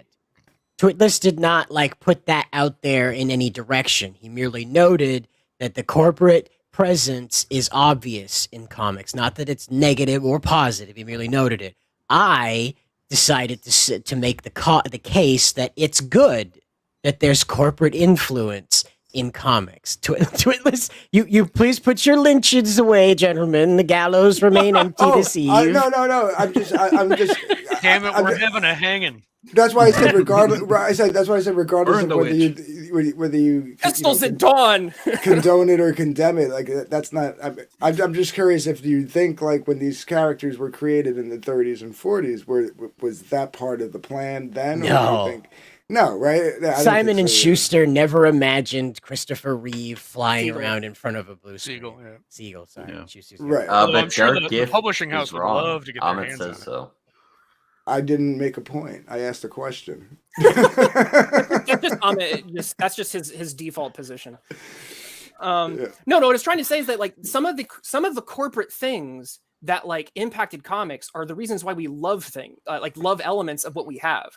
Like the idea that like, no, you got to make this comic, you got to make it fast, you got to snappy. And it's like that led to like some of the voice of the superhero being like, I'm going to use my superpower in this way. Some of that, was generated because of the way the superhero comic was published. Well, you know the impetus, like the original purpose behind Superman, right? That the tights wearing S on his chest Superman. You know why they created him, don't you? I mean, It's Batman's origin story. I believe it was Siegel's father was gunned down when he was leaving his watch shop. He was shot. And he was shot dead in an alleyway leaving the back of his watch shop. And Siegel set out to create a man that could stop that bullet. Mm. There's definitely a lot to plumb in the authors themselves, but the point I was trying to make is the fact that there's a difference between the functions of those mythological characters and the function that the superheroes have, even though they have a lot of similarities. I think that's a very interesting thing to explore. And those differences, some of them, because there's been obviously there's examples of corporate meddling, obviously, where it's like, wow, this is corporate meddling, this is terrible, and it resulted in a bad story. We see that in the films and the comics today all the time. But there's actually, I was trying to draw attention to the fact that there's actually moments where, corporate meddling actually saved the Phoenix storyline when Jim Shooter, put his foot down and told Chris Claremont, no, this is crap. I, as the voice of the corporation, I'm telling you to do this better. And that's how we got the death of Phoenix. So there's a lot of, I'm not going to, say I love corporations, but like, there's plenty of, things you can say in defense of the corporate influence there. I was just noting that it's a thing. This all stemmed from the question of how do we trace this back to American heroes? Is that how we landed on this conversation? Yeah, it's It all well started known. with disco music, really. I don't know if we have Disney. Because going back to that, like you can literally take like I mean, I don't know if you'd call them superheroes, but just the hero in general. Trace it back to like actual like real life people that stories were just made up of. Right. Like Billy the Kid, right? He was a real person. He wasn't like the greatest of dudes, but like on the East Coast, they were writing like penny pamphlets of like stories calling him like the Prince of Pistoliers and shit. You know what I mean? Like he became like there was the real Billy the Kid who was the outlaw, and then there was the Billy the Kid that they turned into like the Robin Hood of America. You know what I mean? Sure. And Wild Bill Hickok was right there with him. Only Yep. Wild lived longer and was able to market himself off of it in his later years. So it's Exactly. So I mean, like, the hero, as far as like that has that touch of America, and it can, that can be traced back. I mean, look Hey. at who's the guy with the big guy with the big Paul Bunyan. Yes, thank you. Well,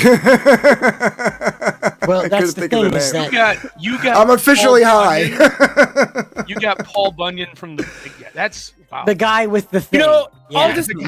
Aldous, when you're an academic, sometimes you can,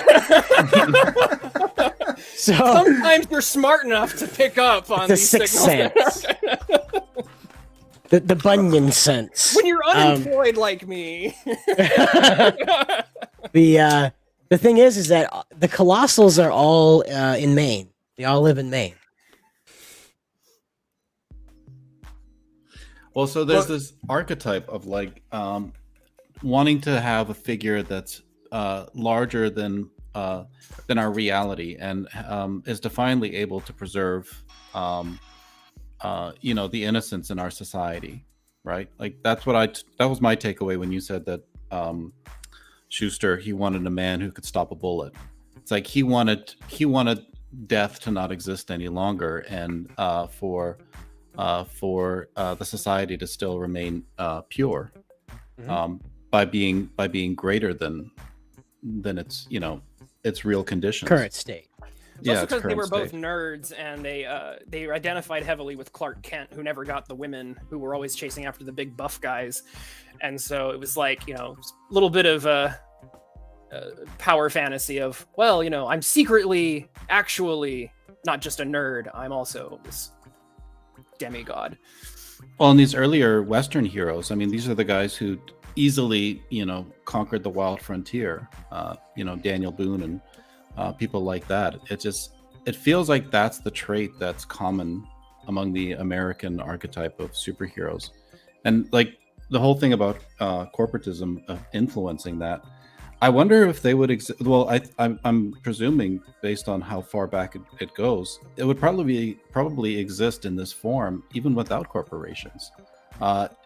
Corporations probably filter out a lot of the meandering and ponderous aspects of it that probably would have occurred if it was strictly just an academic exercise.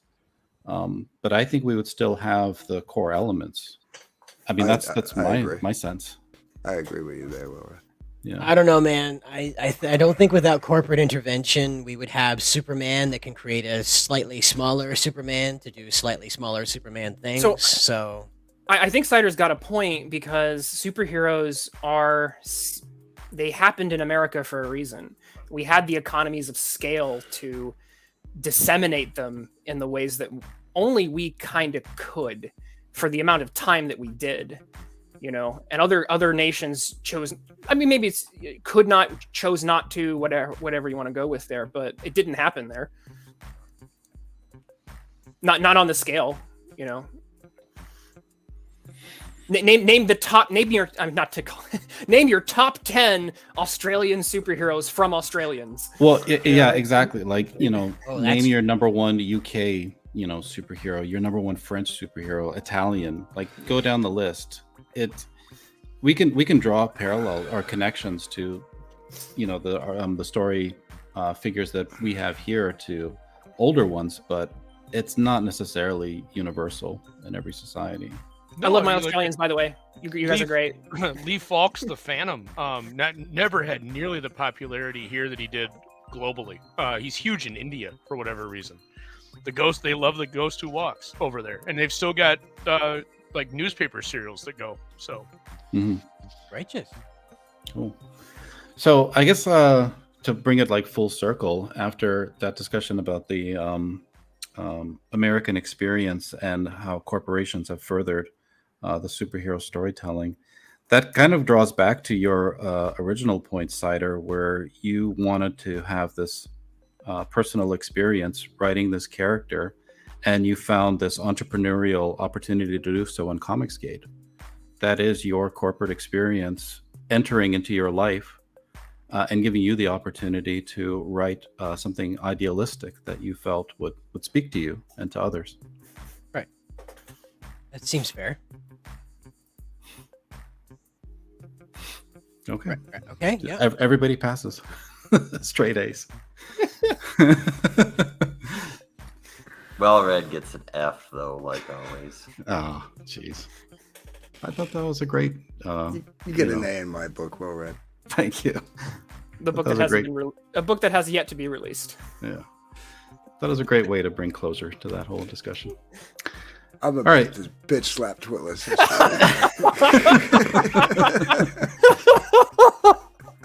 So is that before or after you do the same thing to Moonshine?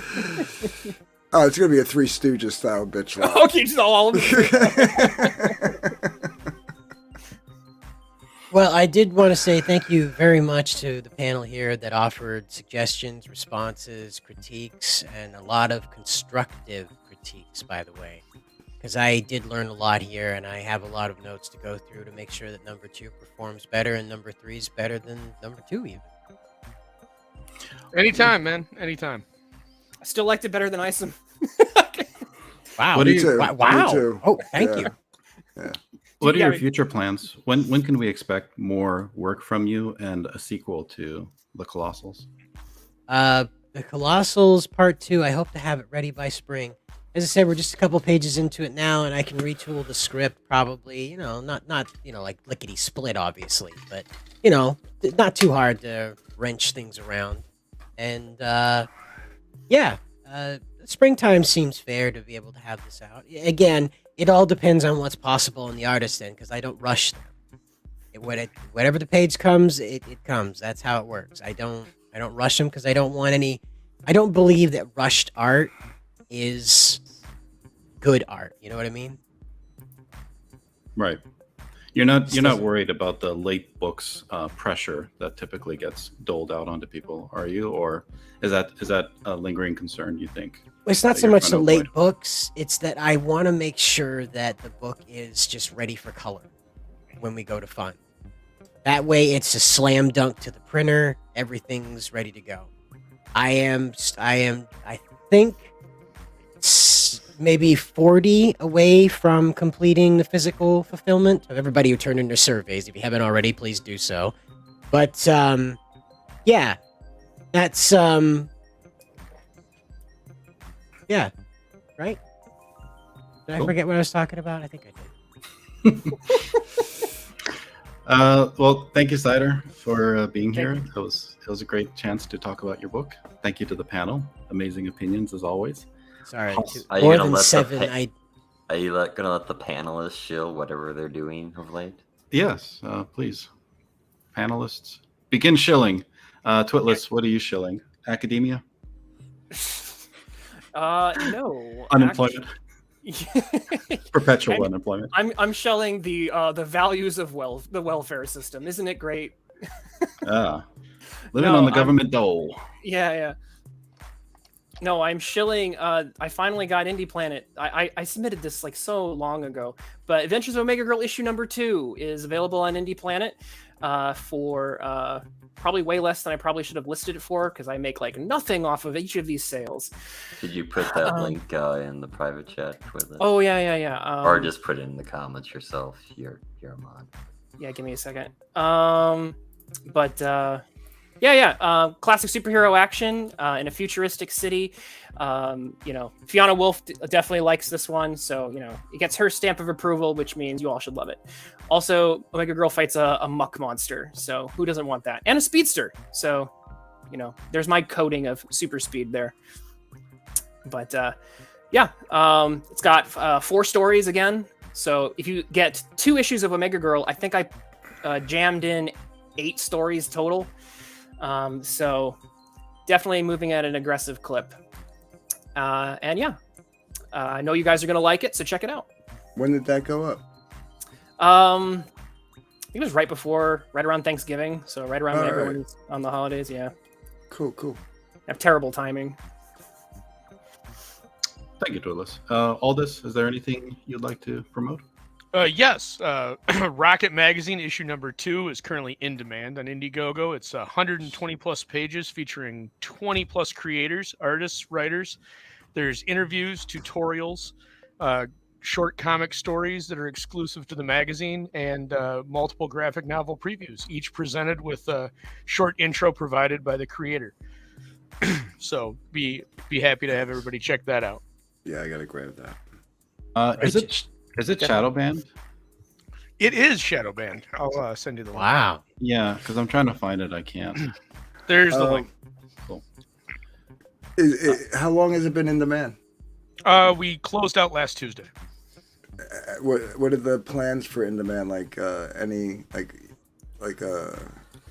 how long? I hate to say how long because you probably can't put a timestamp on it, but We'll be in demand. We're issuing our print file out probably the first week of January. so that's when you're going to close it down, January, like right around then. More give or than take? likely, we'll need it. We'll leave it open. We issue 1 is still open as well. Issue good, 1, good, if you good. back today, we can get you a copy out within 2 to 3 days. Well, Steve can. Issue 2, we're going to be overprinting. So depending, I mean, if we get a flurry of sales, we're going to have to shut it down at some point just because we only overprint to a certain tier. Right. But yeah, we're happy to leave it open so that people can get it, and then hopefully looking for maybe Mission 3 summer 2023 is when we should be launching that one. Cool. I'm getting some wizard energy here. Wizard, it's a lot of. We were really inspired by mainly just the independent comic scene, and wanted to figure out something that we could do to help in our own fashion and way. And Steve Dye, the primary owner of the magazine, has over 25 years experience in multiple periodicals. So he put it together. I'm editing it and helping him get together some content. And yeah, it's Wizard, it's Epic Illustrated, it's Alter Ego, it's the Comic Books Journal, but it's the best of that each one offered. So you're not going to get bogged down with too much. Like I said, there's graphic novel previews, there's sequential stories in this, there's also interviews, there's tutorials. The 2 tutorials we've got are from the co-team on the Embrace. Michael Ogden is doing a tutorial on writing that is really good. It's a great read and should help people out, not just trying to write their own stuff, but also trying to understand kind of what's the background behind comic writing and how that works. And then how do you put drama into a comic story, but not delve into soap opera style melodrama. And then right there on that page that's being shown is Dean James of the Artist of Embrace, breaking down his panel design process and how to create dynamic action. And it is a fantastic tutorial, both for artists and readers that aren't that familiar with how comic book action takes place. Nice. Yeah, I really dug. I guess you guys call it Mission, right? Mission 1. So Yeah. yeah. Yeah, that's our branding as Mission, the rocket, Mission, Orbit. Yeah, we're creative. Yeah, I totally. I see those space tropes. I remember when that first came out, and I was still doing like a lot of promo streams and Comicsgate News. I was pushing that hard for Steve. I thought it was a really good idea. It's just like any vehicle to help with promotion, I think is a great idea. So For sure, I'm trying to do a little something different with this one. We're going to try to do a little bit more direct reference for some of these campaigns, but it's in process, and we'll hopefully when it lands on everybody's doorstep, they'll be thrilled, and the response to Mission 3 will be fantastic. nice. Righteous. Yeah. And- If I sorry, go ahead. Go ahead. I was just going to say, if I get a chance to, I really want to hit up Steve Dye and try to have him on to promote. It's a good thing you're mentioning this now, because I know I have until January to do that. I was just going to mention, I believe Aldous was an editor on Testament 2, which I believe is shipping now. So. Yep. Yeah, I received my copy today. Testament 2 from Chimera is still available in demand and on its way. And as long as we're going to mention books I'm on, Frog G, which is also currently in demand, is available by Jason Bascom, Inkspots, and the Frog himself, Frog G. And So you guys got that one on in it? Because wasn't there some trouble with it going into in demand? There was an issue when it closed out that it did not go in demand. It just closed out.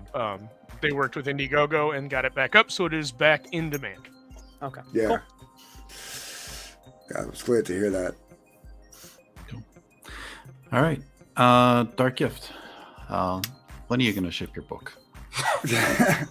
Actually, what you should do is you should go to darkgiftcomics.com and sign up for the email list, because I should actually have a pretty big announcement for Hunting Alice soon. I don't want to, put a timestamp on it, but within the next couple of weeks.